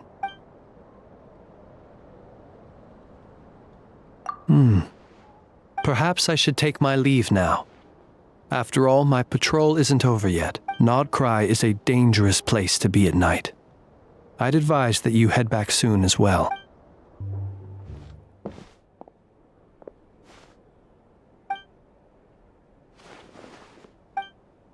Paimon woke up and saw you were gone, so she made you a cup of berry juice to help you sleep. Her own secret recipe. When you get back, drink it up and go get yourself some rest.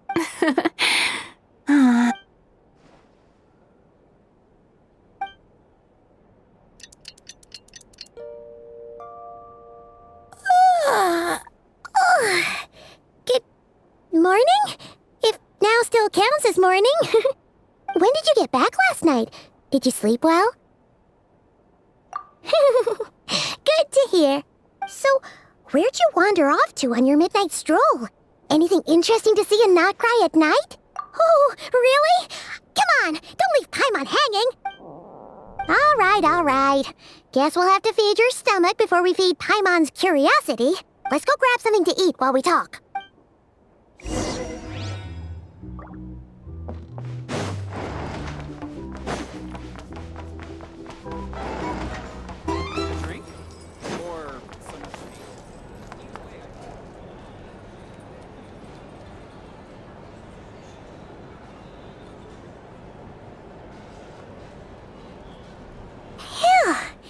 This is just the best, huh? Free food, free lodgings. This park is friend for life material, that's for sure. Hey, did you hear what happened? Hear about what? You know, all that commotion over at the Frost Moon Scions. Crazy, huh? Huh? Oh, what happened? See what I mean? Completely oblivious to what's going on around you. The sacred relic of theirs. It's been stolen. Hey, slow down! Paimon knows you're hungry, but you don't have to worry about her stealing your food. At least, not today. What? Was it those Fatui? No idea, but the news has already spread right through Nausha Town. What did their high priestess what do they call her again? The moon something? Anyway, what did she say about it? What could she say? She's the one who discovered it was missing. She was in Nausha Town first thing this morning, hoping to launch a joint investigation with the Voynich Guild. Whoa! Did you hear that? Lauma and the others, their sacred relic's been stolen! Who in Teyvat would even have the nerve? Paimon bets it was that bunch of good-for-nothing, rule-breaking, troublemaking Fatui! Huh? What's wrong? You feeling okay? A joint investigation? Good luck getting any takers. Unless there's some reward or business opportunity to sweeten the deal. Same thoughts here. So just a few minutes back, she switched gears and headed over to the one place that might actually be able to solve this. The Curatorium of Secrets. Ah! You scared, Paimon! What is it? Huh? Okay, just... Hey! Paimon's not a baby, you know! Quit pulling her arm! Sorry to... Huh? There's no one here. But didn't they just say Lauma came this way a few minutes ago? No one except for a cat watching over the front desk. Excuse... Meow? Are we supposed to check in here? No idea what that means. Is this Lauma's personal receptionist or something? Pretty sure she'd be the only person who could actually understand it.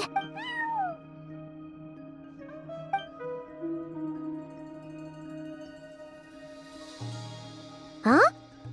It's heading into that room! But why not? Like I told you already, that's just... Huh? Another client.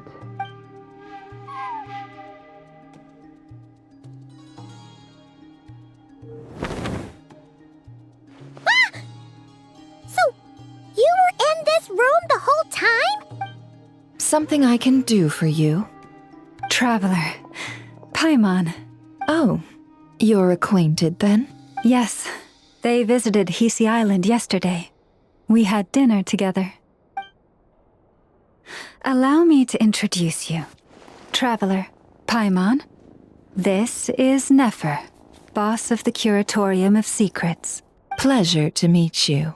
They are travelers who arrived in Nodcry just yesterday. Greeted by the birds and beasts of this land, they are kind-hearted souls who walk in the moonlight's glow.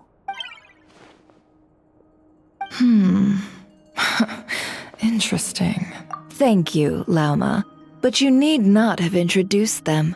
They are great heroes, renowned throughout the nations beyond our borders. Oh, really? Do not forget, I deal in information. Just because most people in Nodcry pay scant attention to foreign affairs, that does not mean the same goes for the Curatorium of Secrets. They're the heroes everyone was talking about before. The ones who saved Natlan during the Abyss crisis. I see. We Frostmoon Scions seldom leave our domain, so I had not heard of your heroic deeds. Please, forgive my ignorance. It's no big deal. We were hoping to keep a low profile anyway. If we had to list all of our titles and good deeds, we'd be talking till sundown, and then some, huh? What's wrong? Still not feeling great? So, what brings you both to the Curatorium today? Oh, so basically, we were just eating when we overheard people talking about how the Frostmoon Scion's relic had been stolen, and then she dragged Paimon over here. I see. I see. So you came over here because you were worried about Lauma. A combination truly befitting of great heroes. Strong at arms and pure of heart. In that case, Lauma, I've got a suggestion. Why not ask these battle-hardened heroes to take the commission for you? Honestly, it's a little beyond the means of such a modest establishment as ours. Your modest establishment? Unable to handle a commission? You just don't want to take it, do you? You're right.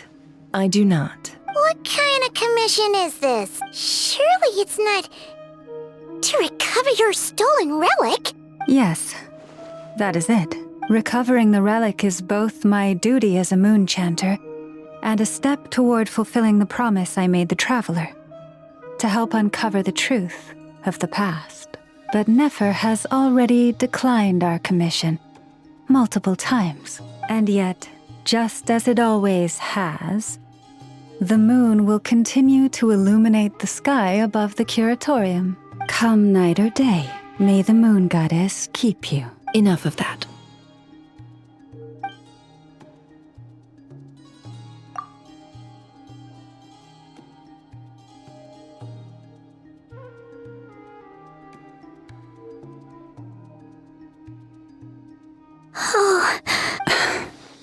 So, according to her, she never came into contact with the relic. So she suspects her brother may have taken it. I understand. The Frostmoon Scion's secret chamber has remained hidden from the world for generations. But the reason outsiders are forbidden entry is not only to prevent theft. Within the chamber lie ancient trials, challenges designed to test the worthiness of those who enter. To intrude without rightful cause is a most perilous act indeed. So please, don't be too hard on yourself. The fact that you made it through those trials proves your right to stand before the relic. To put it simply, the Moon Marrow itself has deemed you worthy. No. Your honesty tells me everything. You never sought to take the moon marrow for yourself. As for what happened at the end, I suspect the chamber's protection mechanism may have been activated. Among those who entered the final chamber, there was either someone with impure intent, or else an abyssal presence. The abyss? Perhaps that's why, then.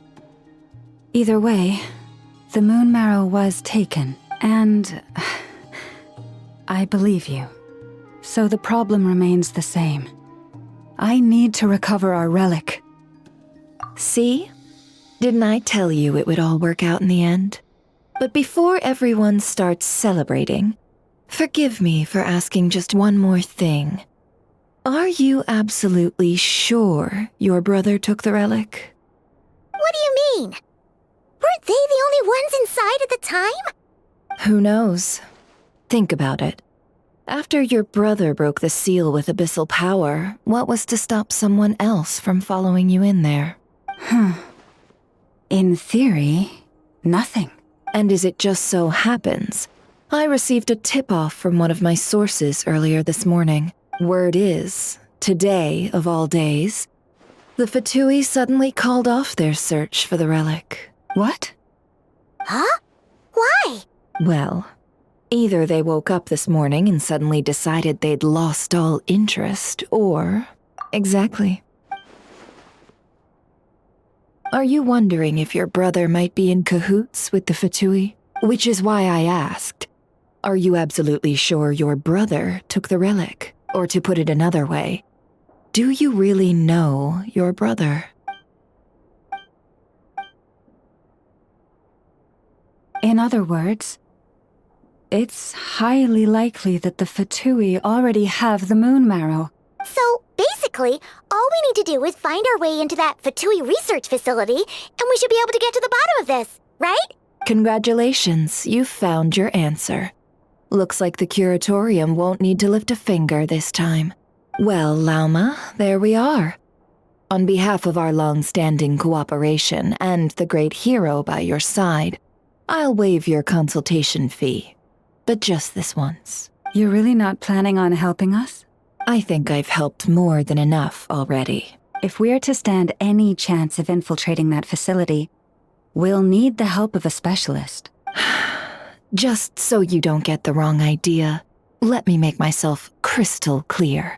The Curatorium of Secrets has always striven to abide by a policy of strict neutrality. We do not take sides with any faction in Nodcry. I cannot help the leader of the Frostmoon Scions sneak into a Fatui facility.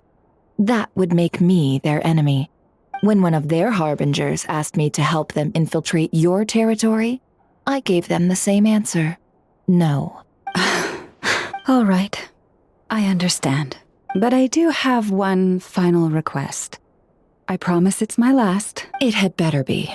No matter who it is, I want you to help us persuade the next person who walks through that door to join us. What is she up to? You're that desperate for help? What if it's a member of the Fatui? It doesn't matter. You're welcome to tell them everything, even about our plans to infiltrate the Experimental Design Bureau. All I'm asking is for you to say one thing, just one thing to help persuade them. If you do that, I promise I won't ask you for anything else. Made up your mind? Fine. Fine, I'll play along with your little game. Besides, as long as I'm not personally involved, no one can accuse us of taking sides. Boss, I'm back!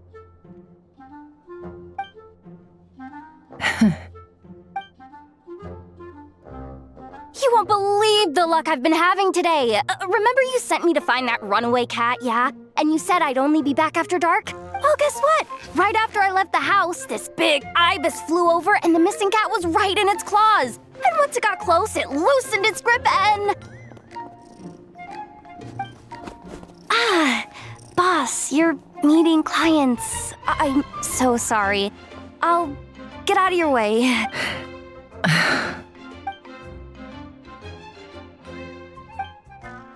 Yehoda, dear, Come here. Huh? Me? Is something the matter? Oh, hi there. My dear Yehoda, I have a request. Yikes! Why does the boss sound so scary? Did I do something wrong? Would you be so kind as to accompany these 3 delightful clients of ours and help them infiltrate the Fatui's Kuvaki Experimental Design Bureau? What is going on here? Boss usually just says things like, hey, go do this, or you, go take care of that. Why is she being so scarily polite? And wait a sec, the Fatui's research facility? That's basically a death sentence. Made your mind up yet, my dear? What is up with Boss today? Am I supposed to say yes to this? Or maybe it's because the mission's too risky, so she's actually looking out for me? Why is everyone looking at me like that? Is this some kind of test? I can't let the boss down. Can I? Have you made up your mind? That's... Sure, why not? Really? You really don't mind helping us? Huh? Oh, yes. I mean, no. Of course, I guess I do. Oh, thanks so much! We owe you big time! On behalf of the Frost Moon Scions, too, thank you, Yehoda, for your help. What the? Seriously, what just happened? Why does the boss look so fed up? Oh no, was I supposed to turn them down? All that mentoring, time spent teaching her how to deal with different factions. In one ear and out the other. Never. You got what you wanted. You promised that was it. I know this goes against your principles. I won't forget the favor. Trying to get me to change my mind now? Of course not. I just wanted to say thank you. So, thank you. Oh. Yehoda, we'll leave the planning to you. Let's discuss the details elsewhere. Huh? Oh, okay. What have I gotten myself into? Oh, by the way, Yehoda, before you go... What is it, boss? You're fired. Huh? Effective immediately. As in, this exact moment. The curatorium will take you back, of course, but only once you've completed this commission for our 3 clients. What? Is there some issue? Well, here's the upside. Without me taking a cut from your commission, you'll earn more. Seriously? Can someone explain what's going on here?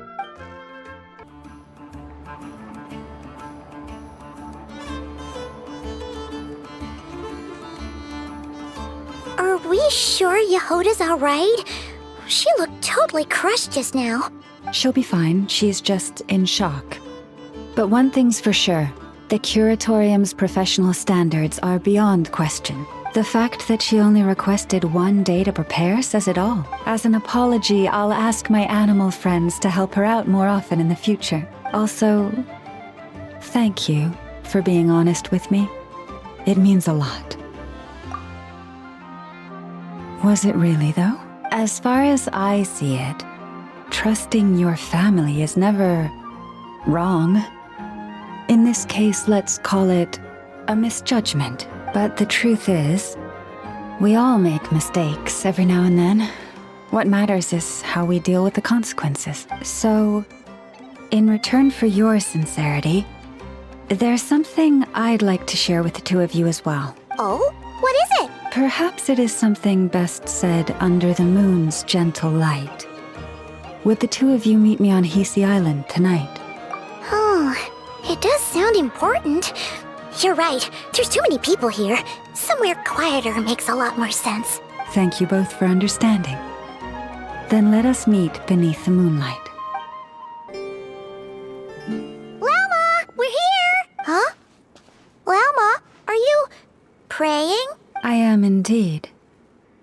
For the moment I was born, my people exclaimed, "Behold, eyes like the moonlit tide, antlers like the crescent moon, and blood that glimmers silver as the moon's reflection." From as far back as I can remember, I was revered as the frost moon's emissary and the moontide maiden. The first words I ever learned were prayers to the frost moon.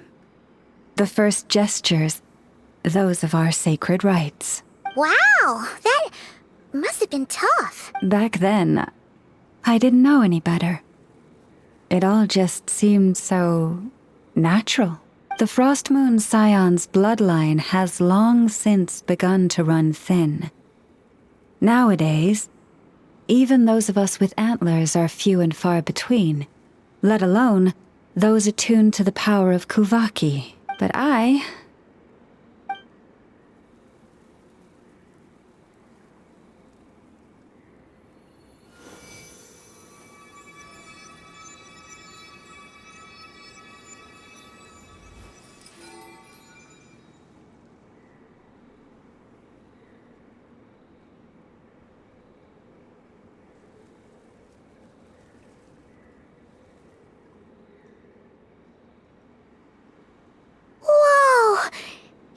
Antlers are so pretty.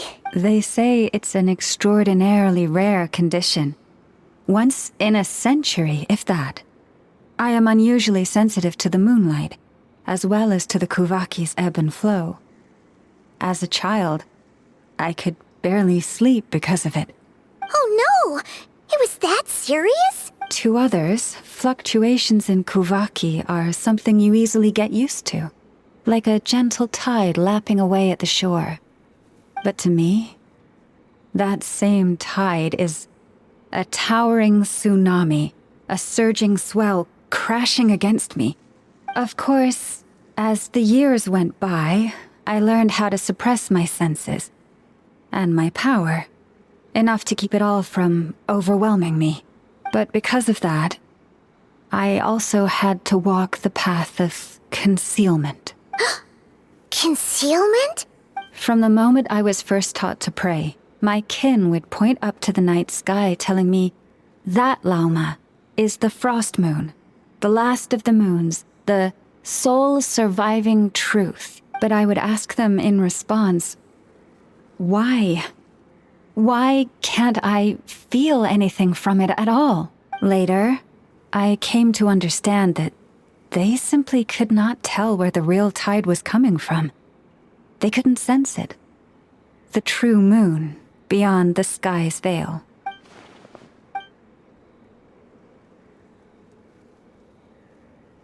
The moon is false. I reached that conclusion long ago, but there was no one I could tell, not a single soul. At least, not until now. Am I the one who's wrong? Is it the moon that is false, or my own senses? I asked myself such questions time and time again.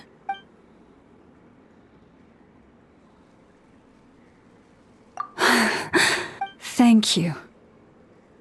When you called yourself a descender, I had a feeling you might be able to confirm what I had always suspected. And now that you have, it's exactly as I imagined. I feel relieved. Oh, Paimon kinda gets why you couldn't tell anyone now. It's not easy to change people's minds on something they've believed for hundreds of years. That's what I meant by concealment. I knew too much, so I had no choice but to keep my people in the dark. Every prayer I offer feels like a lie to keep myself going.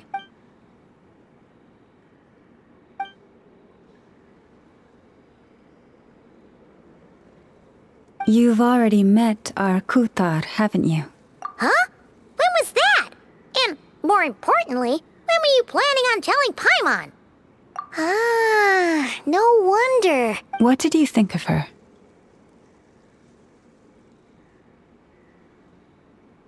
What exactly do you mean by up in the clouds? I understand what you mean.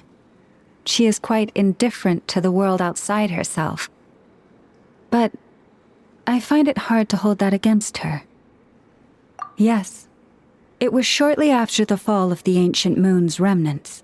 I asked her what the Frost Moon Scions meant to her, and why she left in the first place. Yeah? So, why did she? Perhaps it's better if you ask her yourselves. Things tend to get lost in translation when you speak on someone's behalf. What I can say for certain is this. Even when I had no one to confide in, I still had a family. I still had the Frost Moon Scions. But that girl, born beneath the moonlight, perhaps she's never felt she had either. The truth is, though, she might have had it all. If only the Frost Moon Scions hadn't let her down.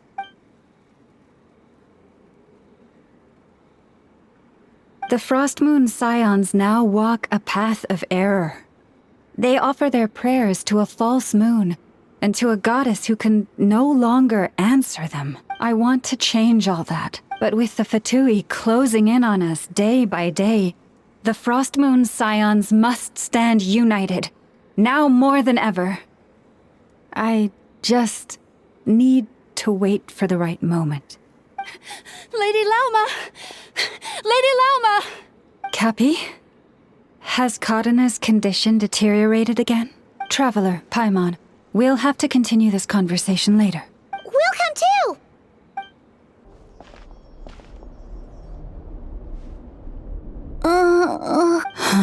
Why? Did I do something wrong? I've been praying to the moon goddess every day. Why isn't she getting any better?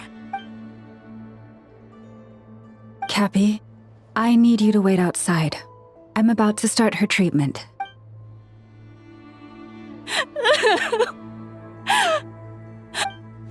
Is there anything we can do to help? Just don't be alarmed by what you're about to see. And please, don't let her mother see it.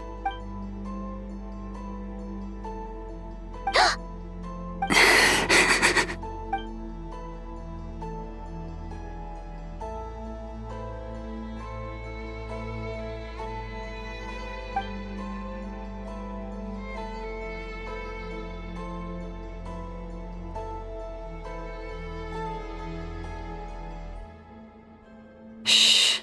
Please. Help me keep this a secret. She looks much better now. But, Lauma, was that? A medicine prescribed by a local doctor. For ordinary people, my blood has the power to counteract any adverse reactions to Kuvaki.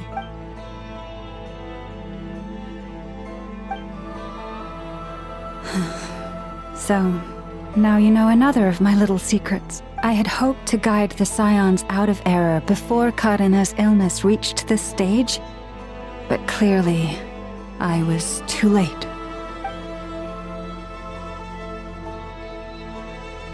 My life is as hidden from sight as the far side of the moon. Yet people only look to the bright side for guidance. If the day ever came when the two sides were reversed, could they truly accept it?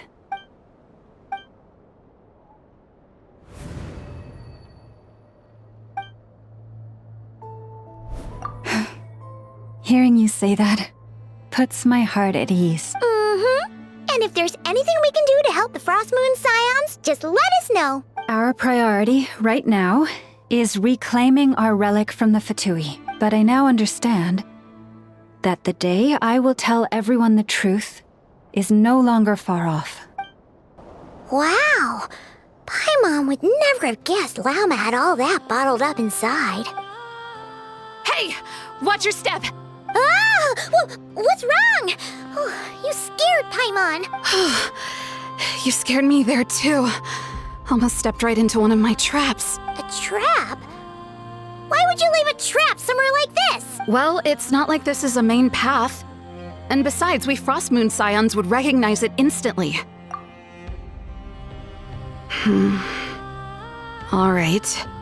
You don't seem like you're with the Fatui, so I guess there's no harm telling you. Lauma asked me to set up these traps to keep the Fatui at bay. Oh! Come to think of it, there's 3-day ultimatum is almost up now. Yes. Hopefully they'll back off when they realize we won't go down without a fight. Oh, you've done a lot for the Frost Moon Scions too, just like Lauma. Philomena? It's nothing. I was just wondering if any of this is really worth it. What do you mean? Our people. So many are stubborn, stuck in their ways, clinging to a truth they refuse to even question. Do they really deserve everything Lauma's doing for them? Well, yes, but even so, no. I shouldn't be saying this. Just forget it, okay? Bye. Huh? Why did I say all that? Or really, why am I still doing any of this? Either way, this will be my final night with the Frost Moon Scions. Wow, she sure took off fast. So, are we heading back to the flagship for a break or what? Wait, you're not thinking of visiting that damsel up in Cloud Cuckoo Land, are you? Huh, given who she is, pushing her won't get us anywhere. Hey, why don't we? Let's bring her something tasty. If she doesn't want to talk, we'll have to win her over with food. Hey, no harm in trying. At the very least, it shows we're trying to be friendly. Let's see. How about Ineffa's 9.12 out of 10 berries and fried meat, the Frost Moon Scion's boon of the day, and one of your signature dishes? Your choice. Should be a good mix of meat and veggies. There's bound to be something she likes. All right, food's packed and ready. This is the place, right? Why does it feel like we're going to visit a patient? Oh, no. Take this seriously, Paimon.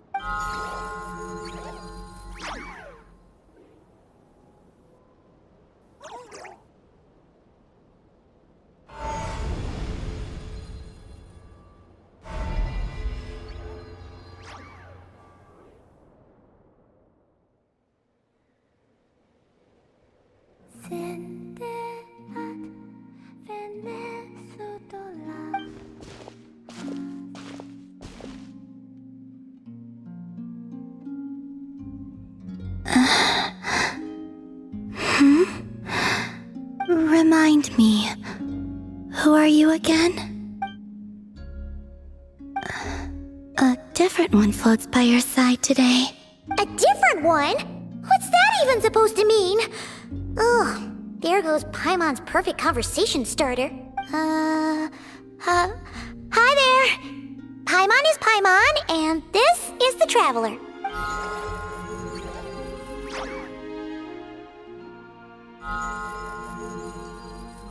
Oh, there you are. Between the two, I suppose you're cuter. Wait, what do you mean Paimon's less cute than that floaty thing? Columbina. What is it? What's your favorite kind of food? Is this a treat? Or an offering? Let's go with treat. Anyway, this is all the Traveler's cooking, so please, help yourself.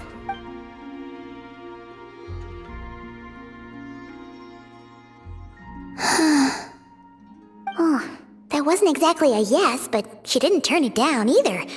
What could she be thinking?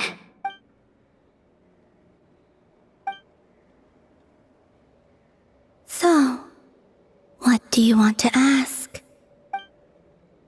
Hey, she's actually playing along! Quick, now's our shot! You know the moon in the sky isn't real, don't you? I know there is only one moon in the sky. It is simply that some can see it, and some cannot.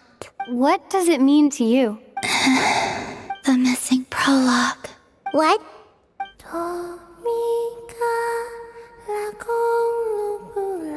Huh? What does that mean? Isn't she going to explain herself? Can you tell me more about that melody? You were humming it last time too. It must be important to you.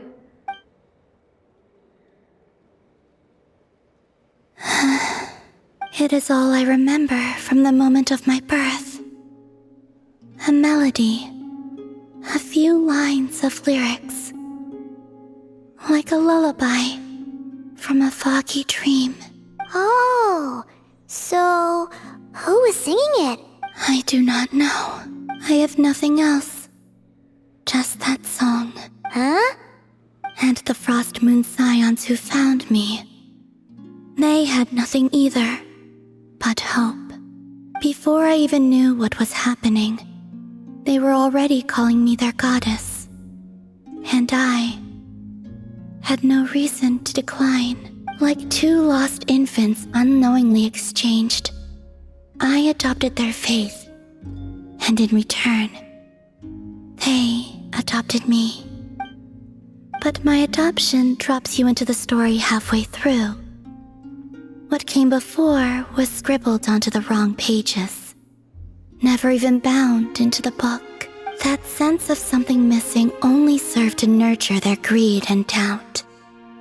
And thus, I came to realize that this place was never truly my home. Greed and doubt? O Moon Goddess, forge weapons for us, drive out our enemies, and expand our lands. O Moon Goddess, heal our wounds, ease our suffering, grant us strength. They asked for everything, and I obliged. Until the day came when no answer could be given. If mortals can turn to the gods when they are powerless, then who do the gods turn to when they have nothing left to give? You've got Paimon there. In those days, the Frost Moon Scions cared more for faith than for truth. Reality rewrote the sky in words I could not understand. I did not want to read a tampered version, so I simply stopped looking. The real beginning of my story lies up there, on the moon, forever beyond my reach. Like a message carved for blind hands, sealed away where no fingers can find it. Huh. So that's how it is.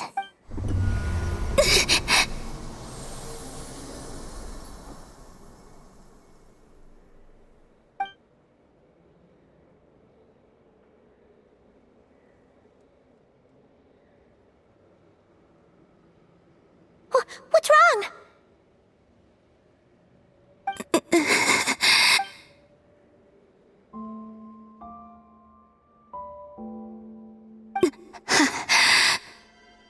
You should go. What, now? But you really don't look well. Did something just happen? Is there anything we can do to help? No. Aside from answers, I have nothing else to give you in return. This is the price of running away from home a second time. Running away from home?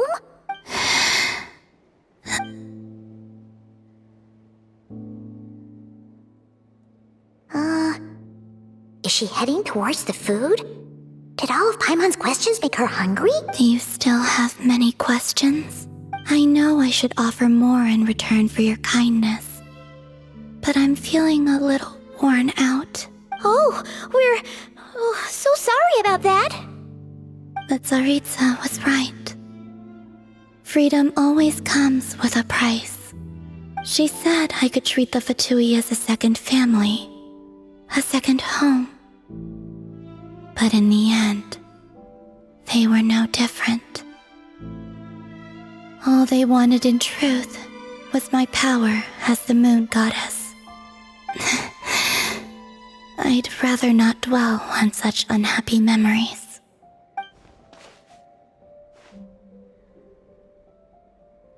I have fulfilled my promise to the Tsaritsa, though it has used up much of my power.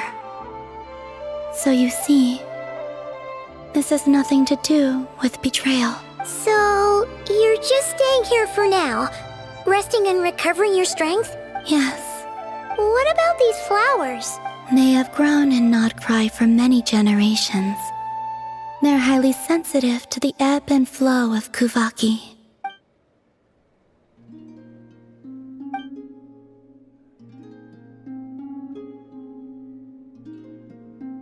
At times, I thought about using that relic the Frost Moon Scions had hidden away. I could sense the power within it, but going out is such a hassle. People might see me, and I promised Lauma I wouldn't show myself to anyone. Besides, I know it's gone now anyway. Really? Lauma asked you to stay in hiding? Uh-oh, she's looking back at the food again. But Paimon's still got some little crumb cookies here. You could have these for dessert if you wanted. Lauma said she wishes to change the Frost Moon Scions, which is why she asked me to stay out of sight. I don't really understand what she meant, and to be honest, it's not something that concerns me. But I wasn't planning to see anyone anyway.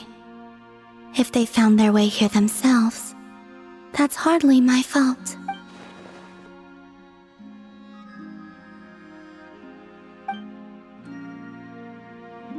Lauma, the Maiden of the Grove. She is quite unlike any Frost Moon Scion I have ever met before. After hearing my story, she actually apologized for how the Frost Moon Scions treated me back then. She told us she feels like she's been living on the far side of the moon. Is that so? I actually got the opposite impression. She's been keeping her true power hidden away, afraid that people might be dazzled by its brilliance, and that they'd no longer be willing to look her way.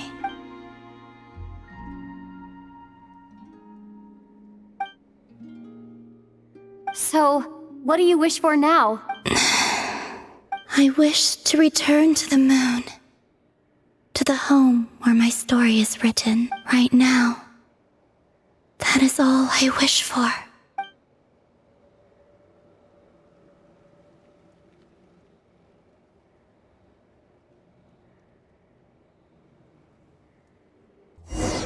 Tonight's the night we infiltrate the Fatoi's Experimental Design Bureau. Come on, we better go meet up with the others.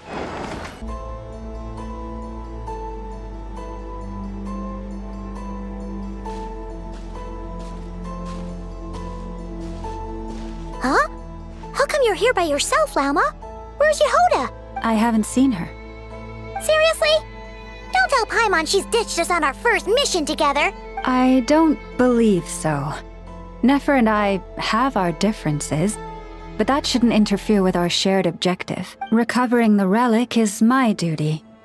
But as far as she's concerned, there's plenty to gain here too. In Nodcry, it's common knowledge that the Curatorium has a nose for profit and opportunity. The same way aphids flit from flower to flower in a never-ending quest to make honey. Huh. Sounds like you know her pretty well. Still, Yehoda sure is taking her sweet time.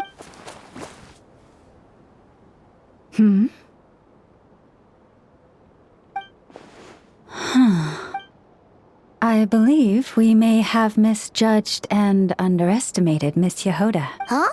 What do you mean? As a former employee of the Curatorium, I'm confident that she possesses both professionalism and integrity in ample measure. Huh?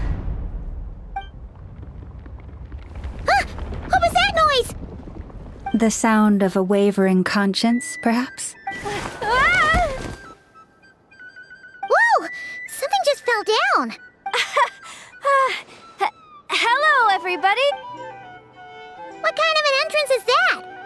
Wait a second. Have you been hiding nearby this whole time? Yeah. I was just, scouting things out from up high. Darn it. How did Jane Doe even notice me up there? I I can't believe I'd only realized I'd run out of smoke bombs this morning. What if something goes wrong inside? How am I supposed to make a quick getaway now? Thought I could just hang back and wait for the clients to get cold feet.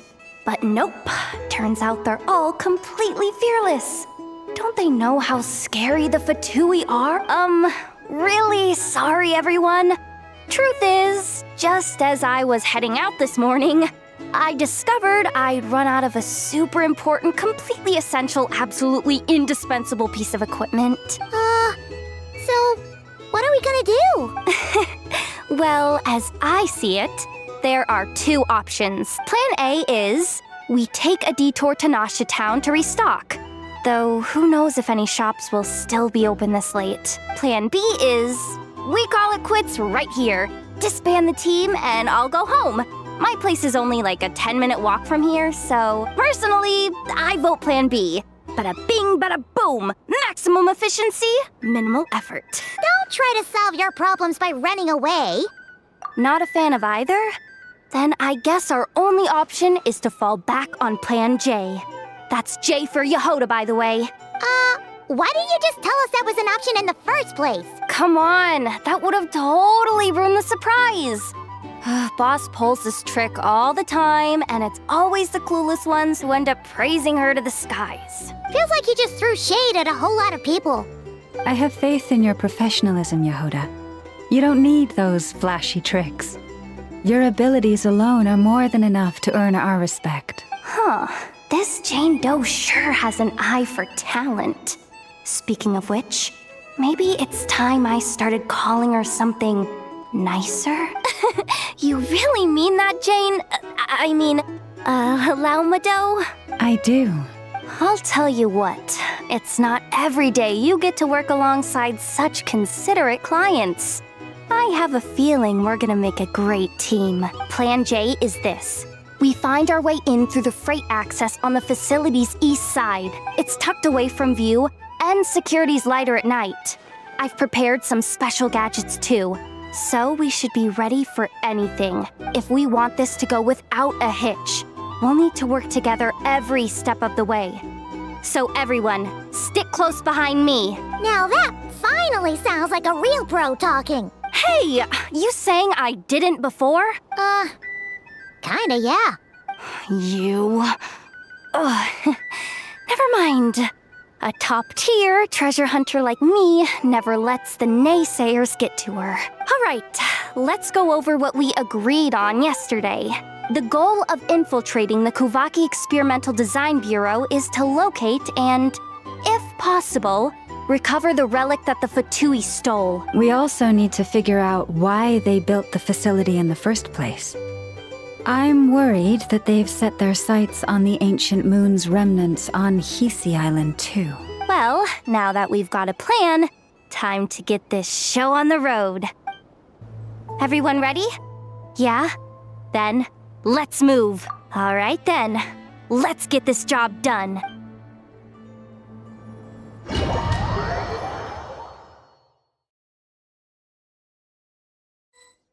Go, go, go! But make sure you stick to the side.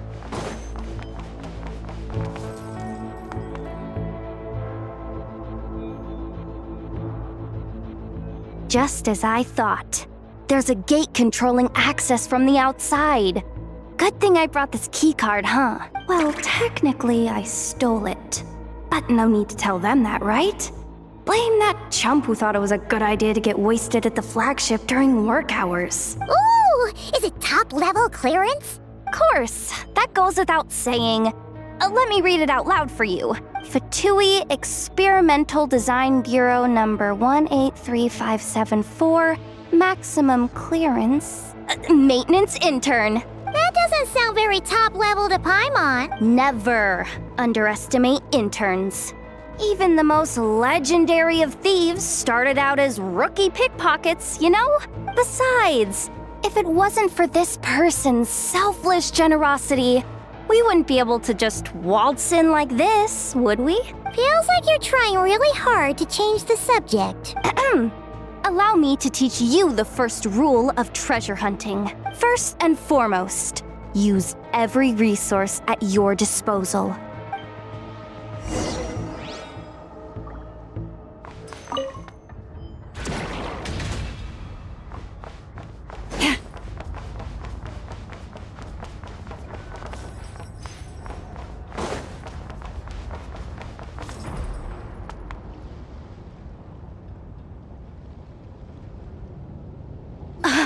I get it now.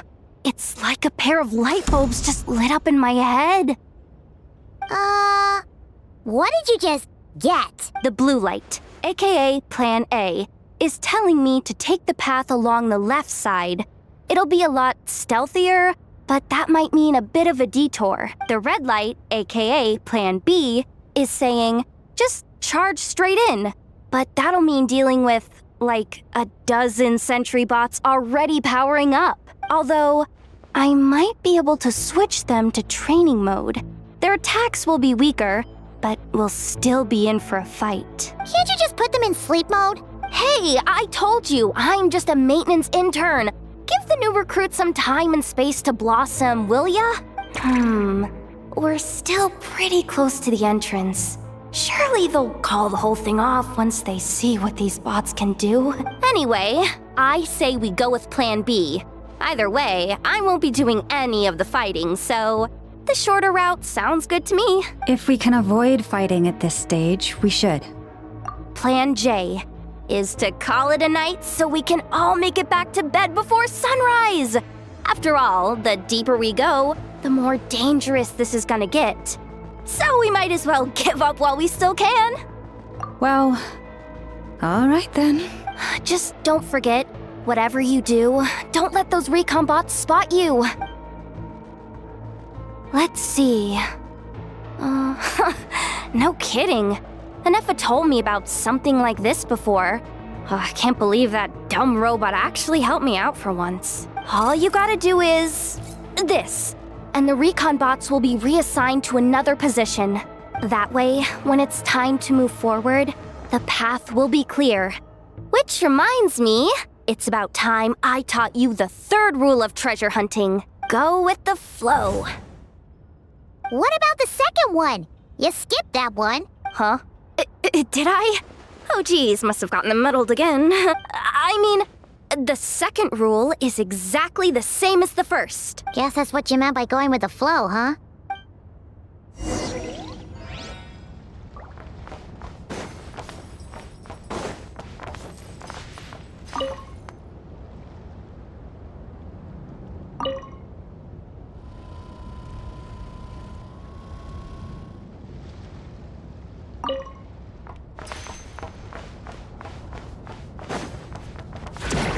This way leads straight into the armory.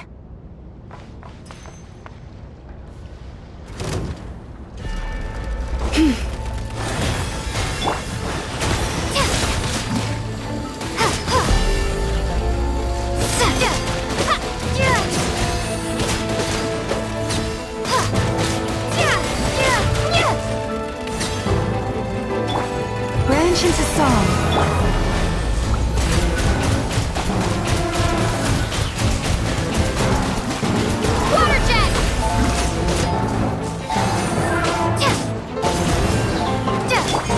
Everlasting forest. Lush as the moonlight. Go!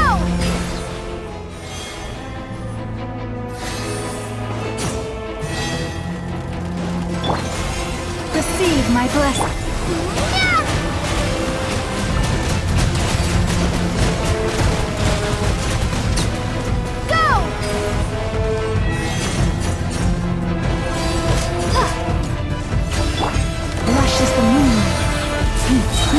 By the frost moon of old.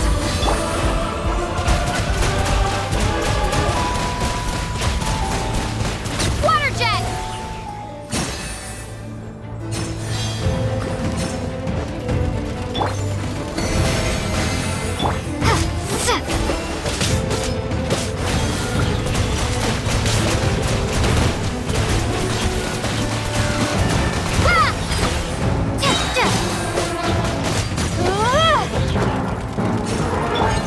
attention to song. With one heart, we pray. Bombs away!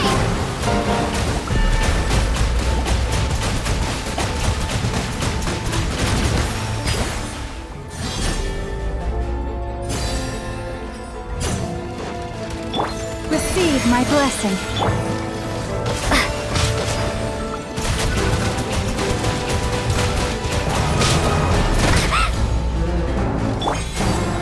By the frost moon of old, lush as the moonlight.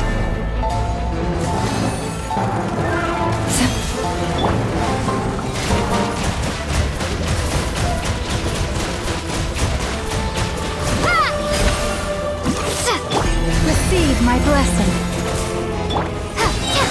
Wipe out!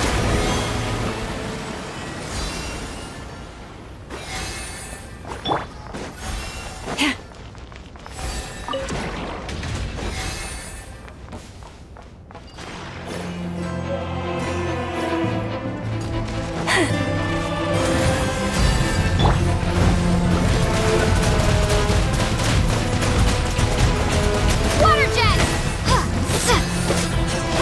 With one heart, we pray. Lush as the moonlight.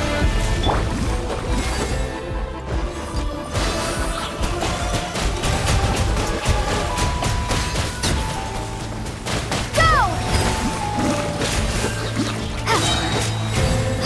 Bombs away! Receive my blessing.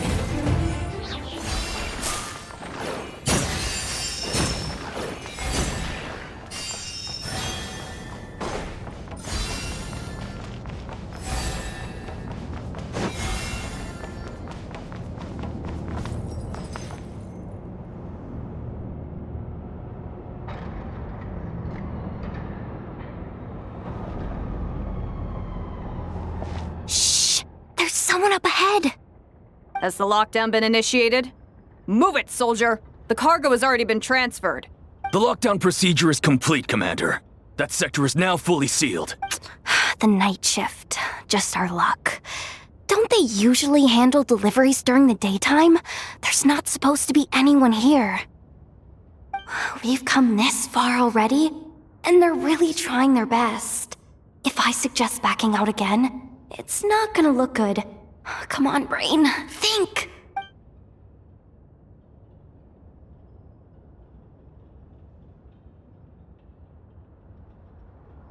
Got it!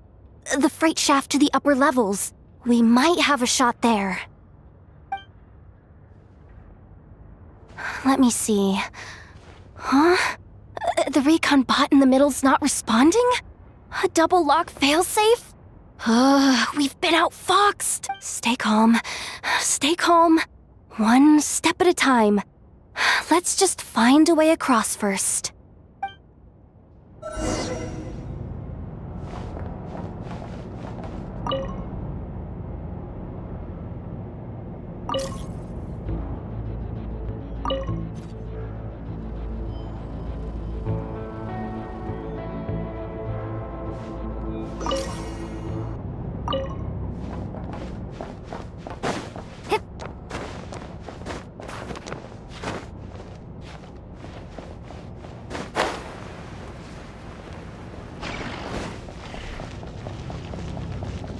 Hey!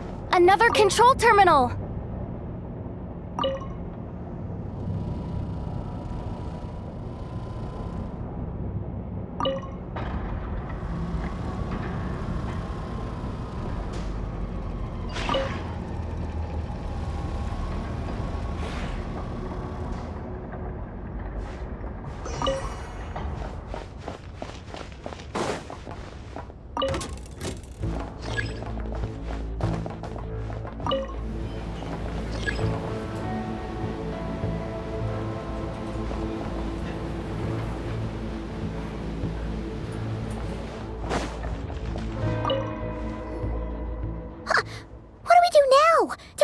Here too. Don't worry. Bots are way easier to deal with than people. At least their behavior is predictable. First, let's find a safe spot to land. Good. That spot shouldn't draw their attention. Let's go. Let me just try something. Maybe I can use the terminal to command them to move out of our way. Security verification? With 10 questions? Are you kidding me? You really trust me that much? Fine. I'll do my best. But just to be clear, if I can't answer a question, I'm backing straight out of the terminal. No way I'm risking triggering any sort of alarm. Come on, Yehoda. You can't give up now. Question 1. What is our motto?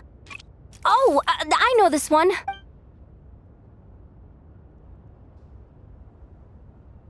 Question 5. The name of the harbinger in charge of this facility. Let's go with, Sandrone. This one should be the Pale Star Edict. I've heard one of Boss's informants mention that before. Final question. Enter employee ID. And it's timed? Okay. 183574. I actually got them all right? What a miracle. Not bad, Yehoda. Not bad at all. Guess you're an official maintenance intern now. Hey, that could be my personal plan B if I can't get my job back. Just kidding. The Fatui are awful. The bots have taken the command. They're moving off. Let's get going while the coast is clear.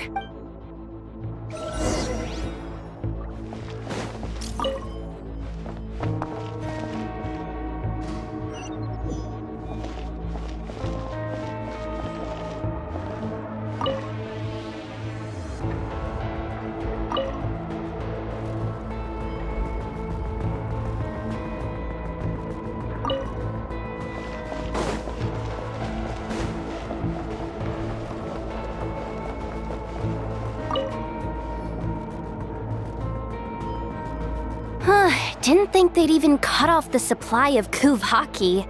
They're being really cautious. If we can somehow divert some emergency power into the system, we might be able to force boot this thing. What do you mean by force boot? How do I explain this? It's like dumping a whole bucket of water into an empty pool so that the little ducky gets to swim around again. You should probably just ask Aino instead. So, we just need to find that bucket of water, right? Paimon thought your explanation was great. Kinda adorable. In a childish sort of way. Hey, you could have just skipped that last part. Here, bucket, bucket, bucket. Where are you hiding? Judging from the concentration of Kuvhaki, over there. Wow, you can sense that, Laumado? That's incredible.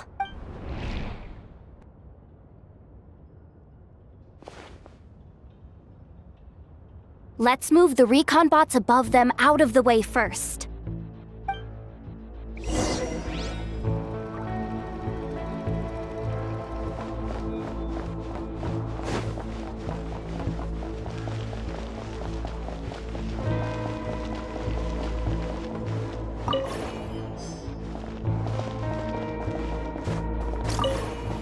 Time to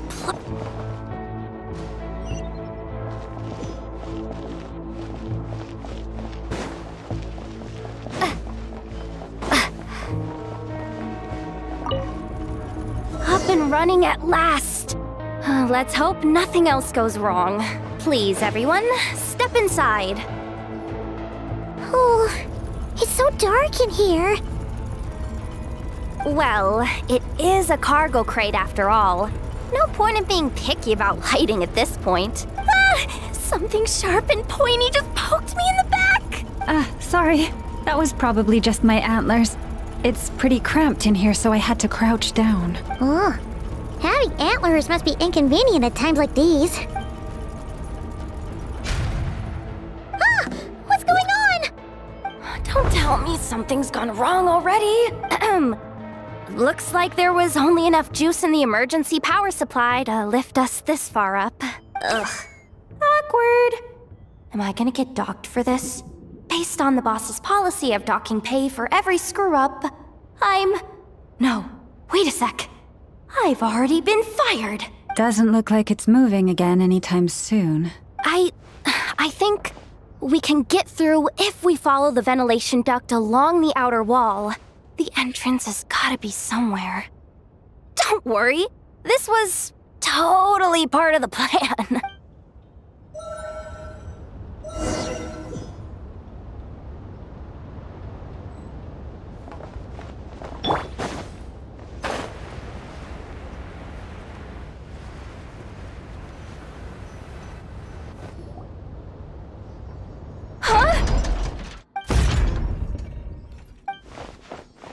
Yehoda? How'd you end up outside? Looks like she slipped out at the very last second, just before the gate shut. Impressive reflexes, I must say. Though I'd expect nothing less from a former employee of the Curatorium. I'm so sorry. That was pure survival instinct. I didn't mean to ditch you. Anyway, you guys just stay where you are. I'll figure something out.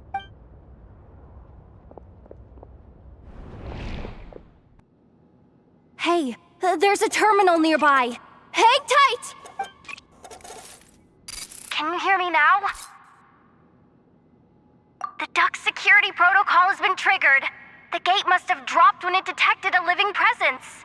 Wait, so we're trapped in here? I'm checking what I can do from this end. Watch out for the laser up ahead. What laser?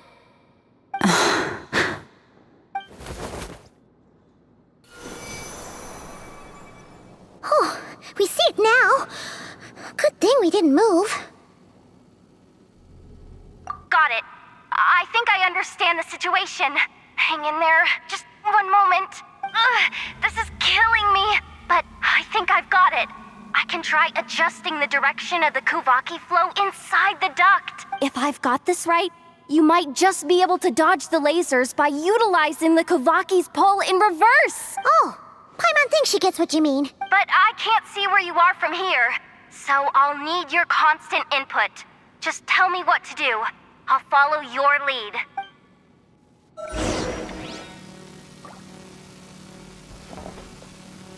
Like this, right?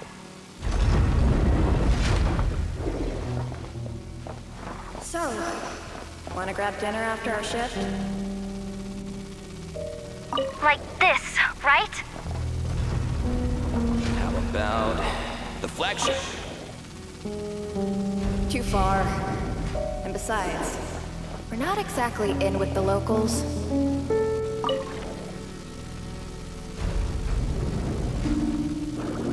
Sure thing.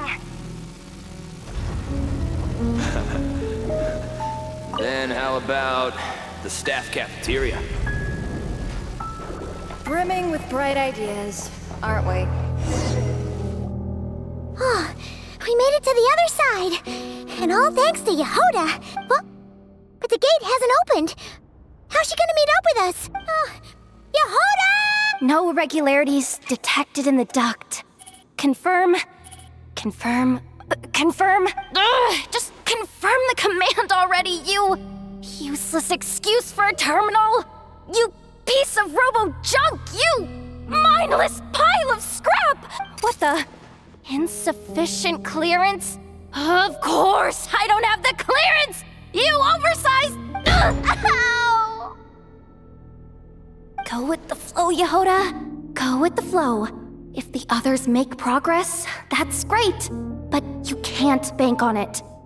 You've never been one to depend on others. So it's about time you stepped up to the challenge. Deep breaths. Stay calm. My priority right now is getting my hands on a high-level access card. That way, I can override the security protocol. Senior maintenance staff. Only they can access the core sector. But hey, there's always someone careless enough to hide a spare key under the flower pot by the door. Which means There's a good chance there's a duplicate lying around somewhere in the control room. Even if I can't get into the control room myself, doesn't mean I can't rely on some external help. If I can take control of one of those guard bots, maybe I can use it to search for the access card. This is crazy, Yehoda! You're all alone. You've got nothing. And yet, you're charging ahead like fear's a foreign concept. Maybe that's exactly why. 'Cause I've got nothing left to lose! Confirm! Am I a genius? Whoa, this feed's super clear. This is gonna be a piece of cake. Wait a second. This thing's not a guard bot. It's a janitor bot.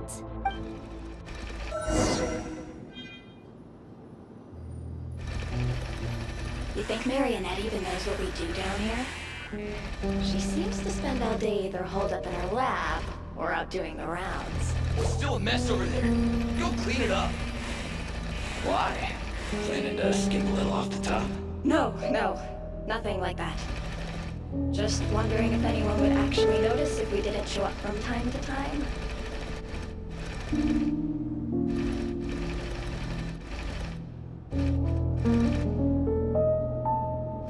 Let me see. There it is! Hey! Why'd you stop? You haven't finished sweeping that corner. But, I can see the card from here. Guess I have no choice but to swallow my pride and stay in character for now. Sweep up the crumbs by my feet. Yeah, good luck with that. What are you gonna do when they ask for a progress report?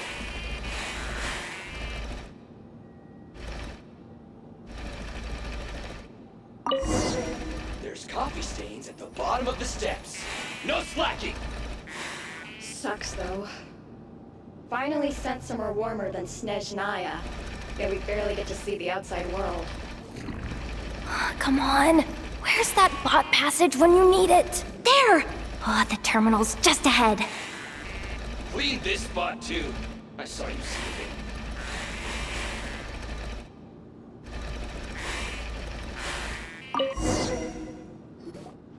But will Yehoda be okay?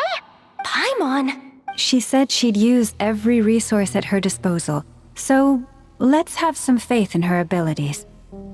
Besides, when it comes to surviving in Nodcry, she probably knows more than any of us. So, they really do believe in me. But how long are we gonna have to stay here? Paimon doesn't want to get caught by the Fatui either. Does Paimon mean the two Fatui in that room?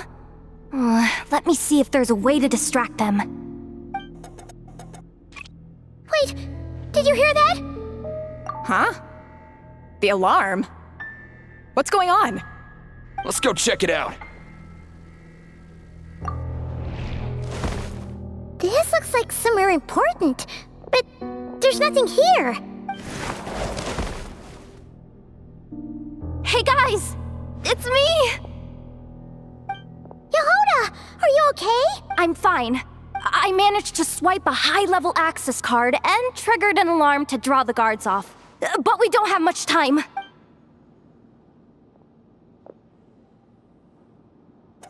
All right, looks like we can control the elevator. Come on, hop in. Let's take it further down.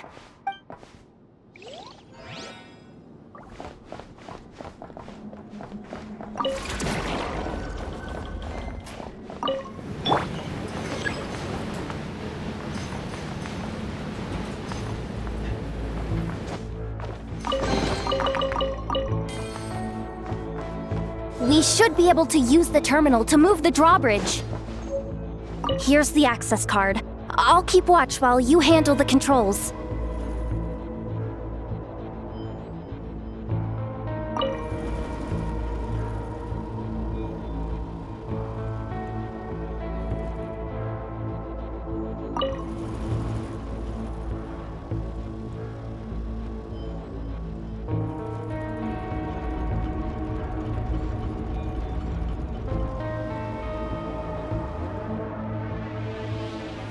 All done. Let's keep moving.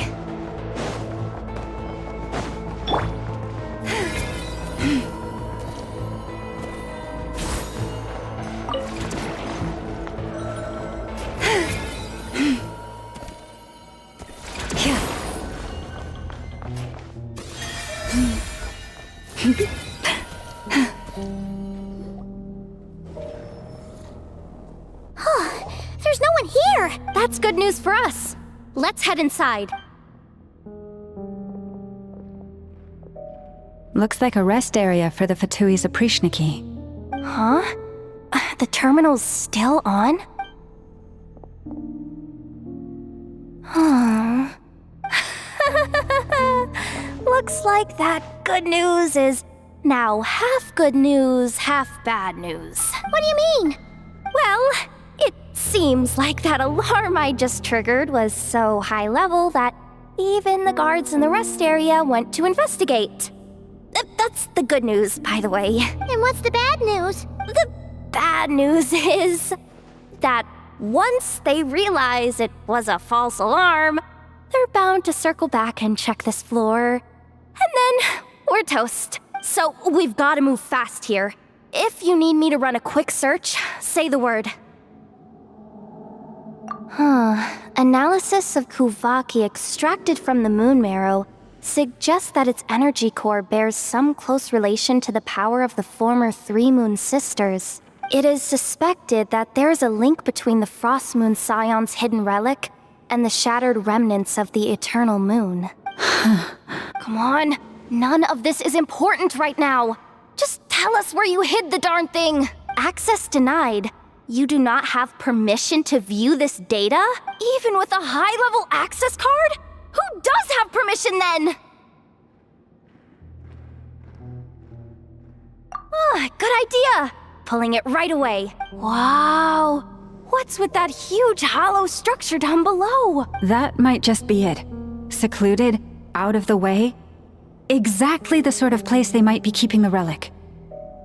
264 pages! What is this? A novel? Can we just skip to the end?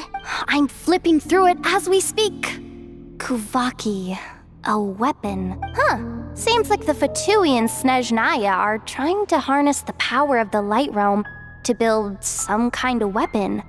The target of which is, seriously, insufficient clearance? Again? Looks like that's about all our current clearance gives us access to. Based on what we know so far, it seems like the rest must be hidden inside that massive hollow beneath us. I could sense something beneath the water down there. Something unsettling. If they've gotten their hands on the moon marrow, odds are it's hidden down there too. And here I thought we were almost done. But nope, we're going deeper and deeper into the danger zone. Chin up, Yehoda. Once this job's done, you're buying yourself the biggest nod-crying hot dog in town. Deal's a deal.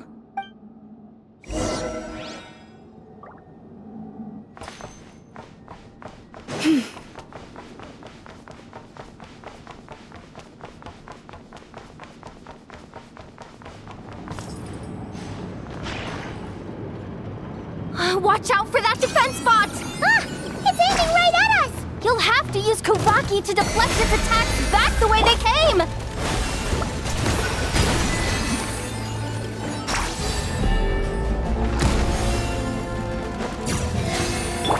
By the Frost Moon of old.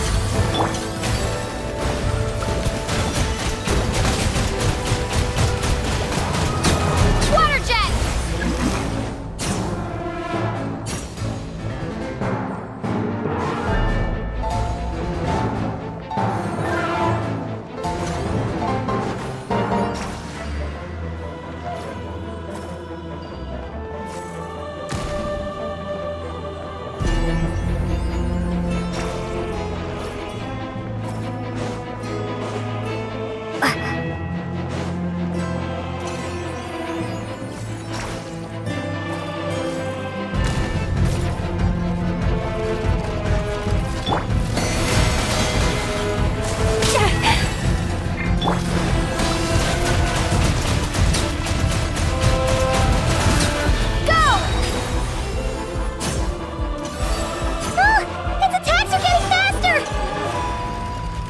Almost there. We're almost there.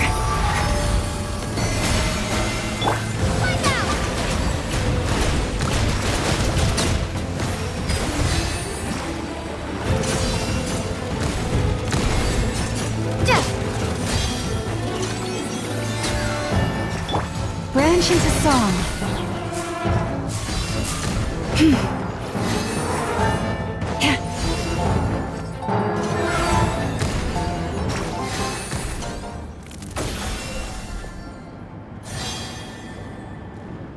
It's finally down.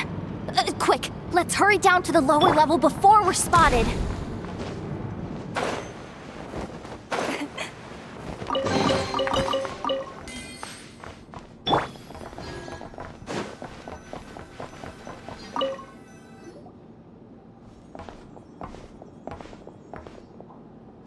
That switch looks suspiciously obvious. No way I'm pulling that. But you guys, go ahead. Hey, you spotted it first. Shouldn't you be the one to pull it? Not a chance. I'm just the guide, remember? At most, I'll help you look for an escape route. They don't seriously think pulling this thing's gonna lead to treasure, do they? I'd be amazed if it doesn't set off an alarm. Besides, I didn't even bring my smoke bombs. Which reminds me of the actual second rule of treasure hunting. Better safe than sorry.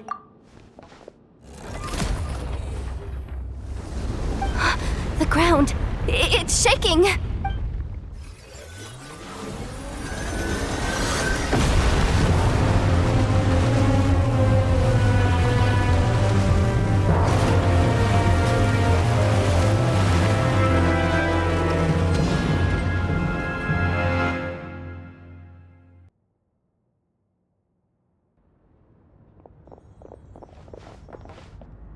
Wait, did the surface of the water open up? This is bad. This is really bad. I'm getting put on the Fatui's blacklist for sure. Don't worry, Yehoda. You've helped us so much. If they try anything, we'll protect you. Aww. Come on, I was just kidding. I'm tough, okay? Just haven't had the chance to show off my fighting skills yet. Me, afraid of the Fatui? Ugh, not a chance. I suspect the relic is hidden down below. Yehoda, your commission ends here. I am truly grateful for everything you've done for us. You don't need to put yourself in any further danger. I'm coming with you. This has nothing to do with the commission or the danger or whatever. This has already gotten way out of hand, so I'm coming too. End of story. Aw, she's blushing. Hey, zip it. Why'd you keep staring? Are you looking for a knuckle sandwich or what? Oh, come on, move it already.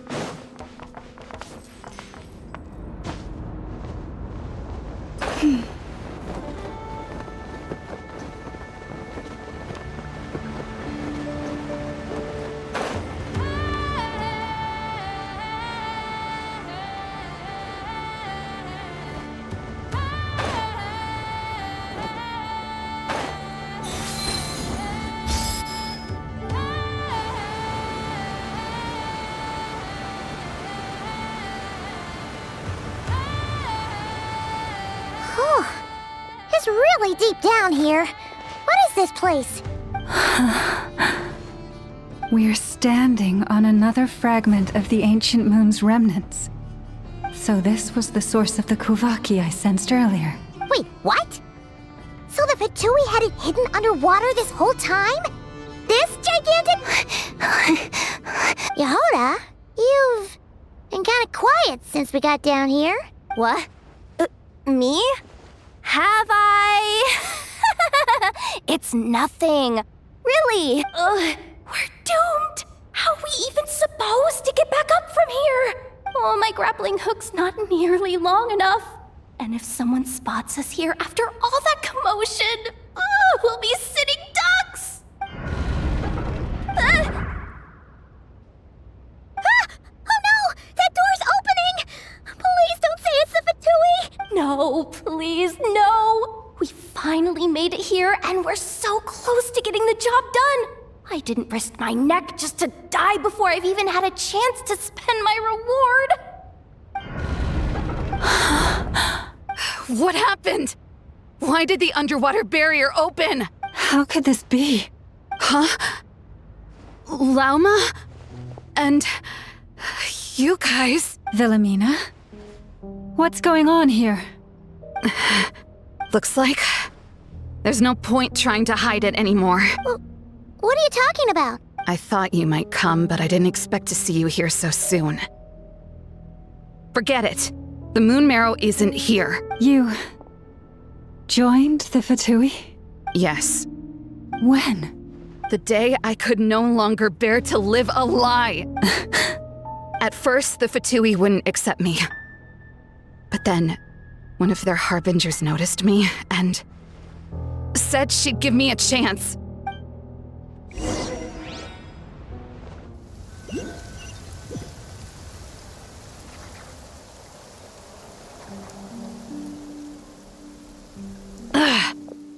Lost them again. That harbinger told me to follow the blonde traveler who might visit the Frostmoon Scions. Easier said than done, though. The animals are on alert at night. If they see me, Llama will catch wind of what I'm doing sooner or later. Am I really doing the right thing? No. It's too late to turn back now. The empty prayers, the stubborn displays of faith like Cappy's today. This isn't the life I want. Huh? Is that...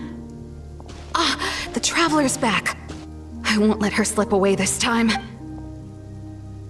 Wait, who's that with her? They look so alike. They seem to be heading towards the statue of Kutar.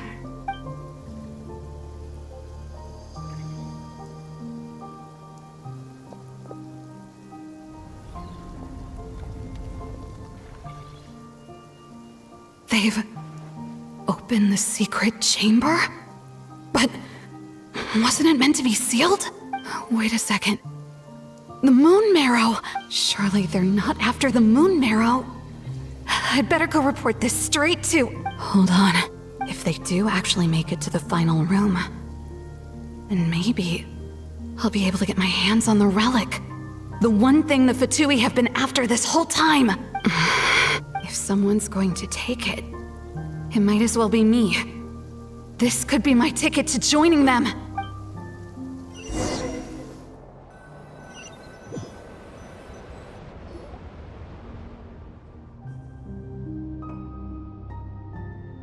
Yes.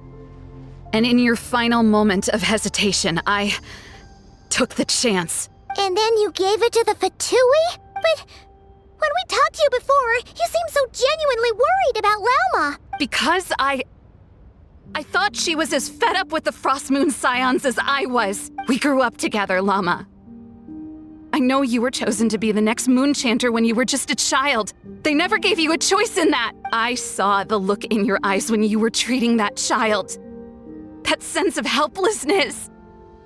Surely you too must see that this blind, inherited faith of ours is simply holding us back. If our prayers are never answered, then why keep praying? Do they really deserve all of your devotion? Or are you trapped by the responsibilities they imposed on you? So those are your reasons for wanting to leave the Frostmoon Scions? Isn't that reason enough? When we pray to the moon, we do so to show our gratitude for the life it granted us long ago. It reminds us to strive for something higher within ourselves. But I know that's not what you want to hear.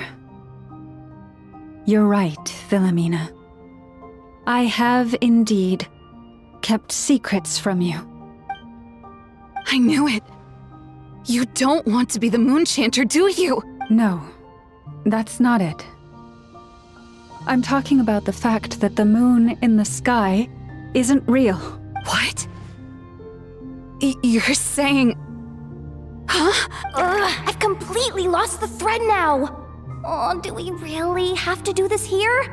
What if a Harbinger shows up? Oh, I'm not cut out for fighting big bosses! The pain you sensed in me was the pain of hiding this truth.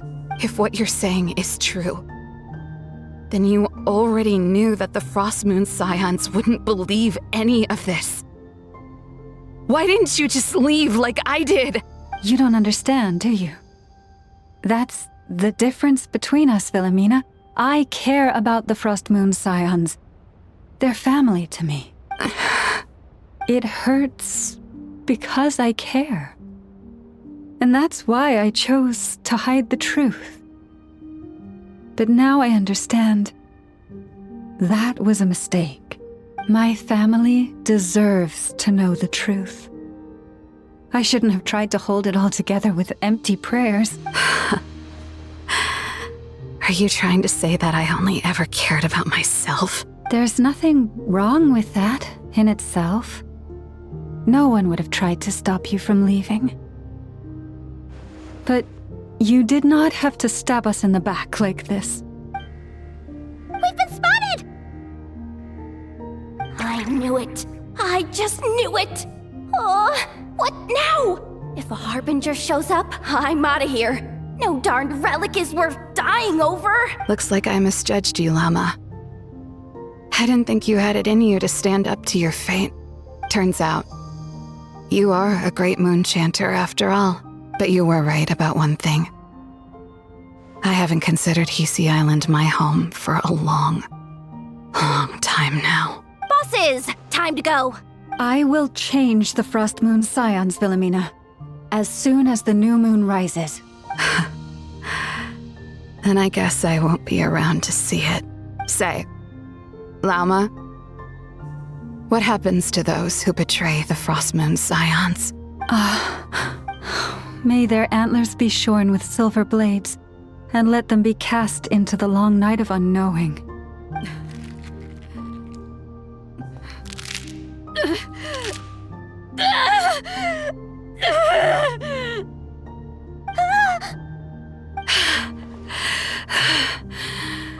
I have honored the ways of the Frostmoon Scions one last time. Think of it as a gesture of respect, Llama. There they are! Grandma? Marionette has the moon marrow. She went to Starsand Shoal. Don't flatter yourself now. I'm not trying to atone. I just don't believe you'll actually be able to change them.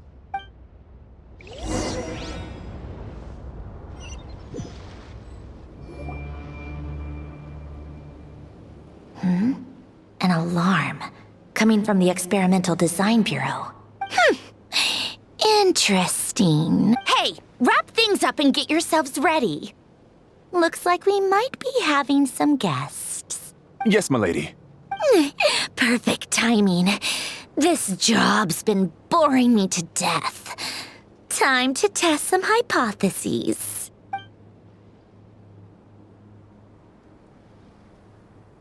Bosses! I mean, esteemed clients. I mean, generous benefactors. Wait up! Come on! Sure you don't want to consider heading home first and coming back another day? Nasha Town's that way. You are aware that this is the way to... A little ahead of schedule, aren't you? Oh no, it really is a Harbinger this time. Marionette. So you are here after all. Hand over that relic right now. It belongs to the Frostmoon Scions. You mean that thing your antlered turncoat brought us? I have never much cared for trophies given up without a fight. But watching you tear each other apart over it? Priceless. I'm not in the mood for warnings today. Ooh, how frightening. Had I a Trimble function, I'd have rattled off at least a dozen screws by now. Or perhaps I've just set my sense of humor parameter too high. Were you trying to be funny just now? You don't honestly believe you're a match for me, do you? Go on then. Let's serve our guests a little appetizer. Hey, didn't you hear me? I said let's serve our guests a little... What's going on? Oh no. Watch out. It's the Wild Hunt.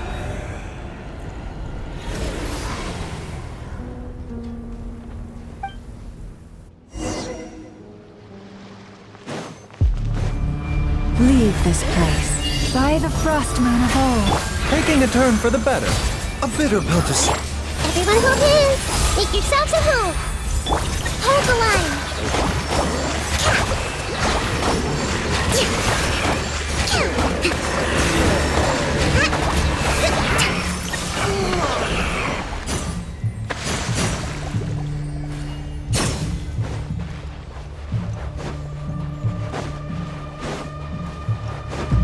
Allow me. With one heart, we pray, lush as the moonlight.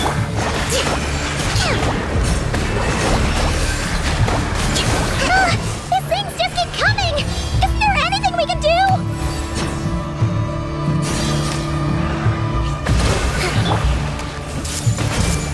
The Temple of Wisdom! Seems like an emergency.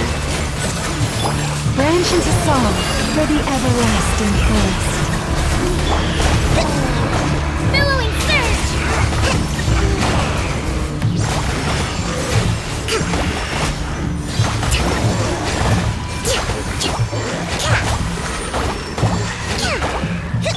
Hey! Mind the side effect. Hold the line! Receive my blessing. With one heart, we pray. Rest and rebuild! This way, Curly. Let's move out. Use that device to seal them away! The doctor was seeing. Taking a turn. Hold the line!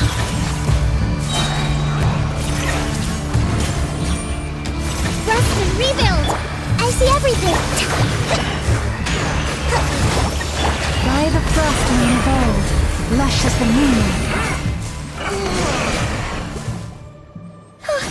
Is that it? Oh, at least that's what the Lightkeeper's handbook says. Careful, it's not over yet.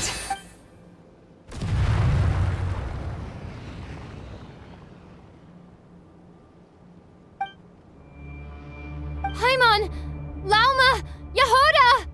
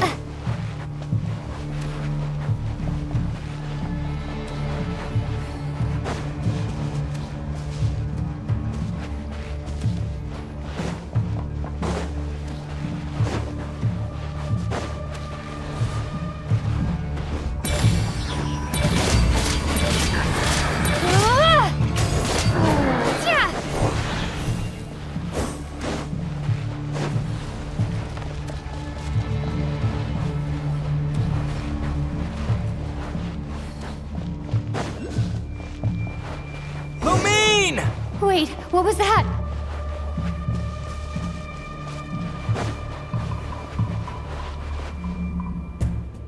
Lumine, over here! Ether! Quick, grab my hand!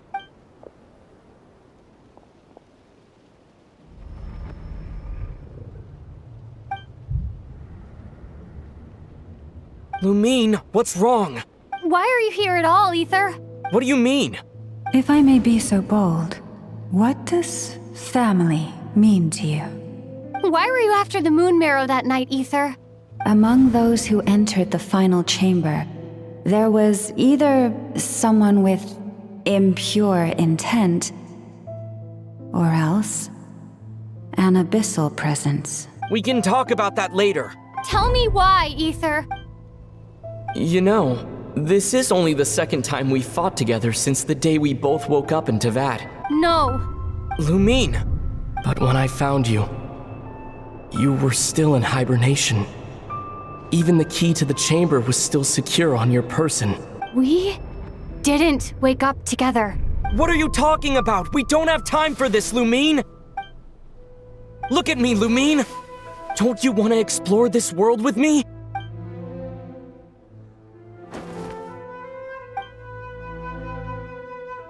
You think I'd lie to my little sis?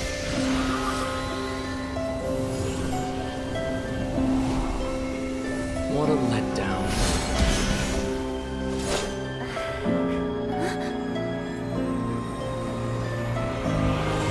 Go get it from me, Lumine! It belongs to me! I never believed it. I didn't want to believe it. That strange feeling that something was off. I wanted it to be real so badly, even if it only lasted a moment.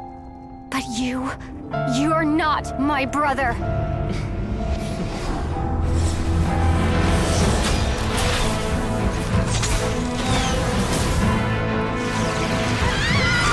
Moon Goddess, please save us! Why is this happening to us? Has it been abandoned?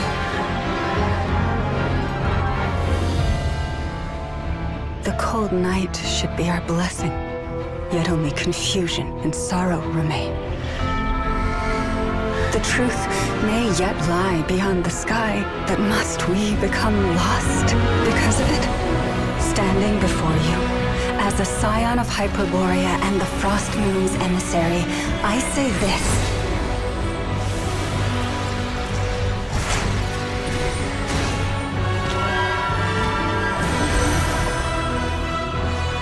Should the false sky above dim the light of the moon, then from silver blood that flows as rivers, let us weave moonlight anew.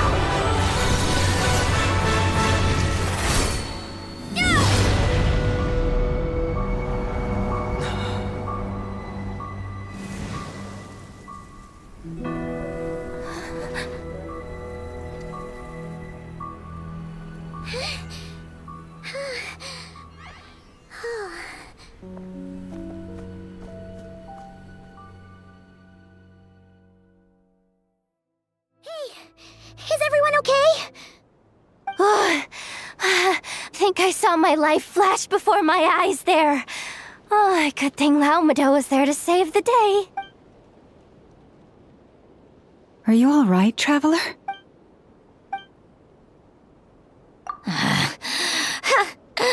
Well, that took you long enough. Seriously, how many of you are there? Pathetic. Oh no. Oh, I spoke too soon. Totally forgot we still have a Harbinger to deal with.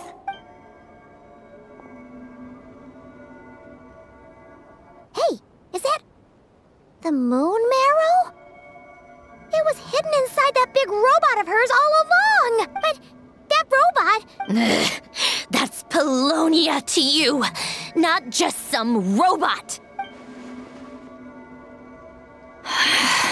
Take it and get lost. Huh? You're just giving it to us? Well, I wasn't the one who put out the order to find this thing in the first place. So if someone wants it, they can help themselves. Maybe even choke on it. See if I care.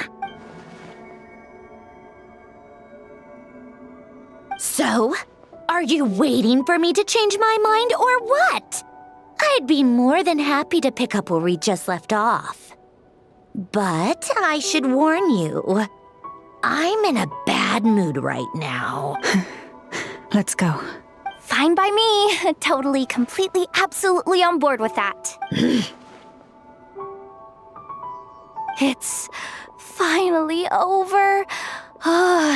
If that doesn't make the most thrilling commission of the year, I don't know what will. Looks like the Fatui are all gone now.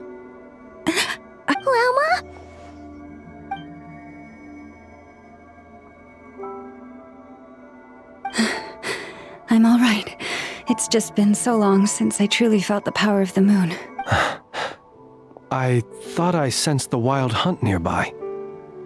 Don't tell me you've already taken care of it. Hey, it's Flynn's! Hey, he's that Ratnik. Unless I am mistaken, you are the Moonchanter of the Frost Moon Scions, are you not? May I ask, what is that in your hand? Please, don't get me wrong. I've been tracking the wild hunt lately, and I've come to suspect that its actions aren't as aimless as they might seem. When I saw what you were holding, I could not help but start connecting the dots.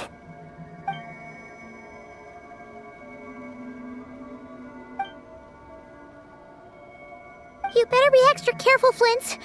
It seems like the Wild Hunt is capable of impersonating people now. Oh, is that so?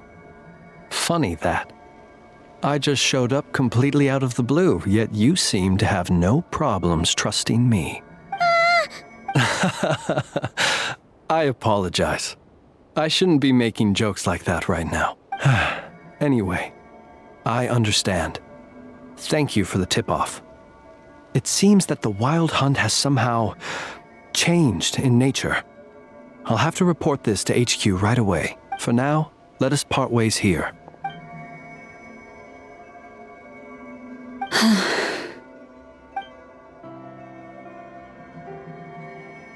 That little joke of his just now sure scared the bejeebies out of Paimon. Are all the Ratniki and Nokrai like that? They're usually stationed in remote areas and tend to keep to themselves.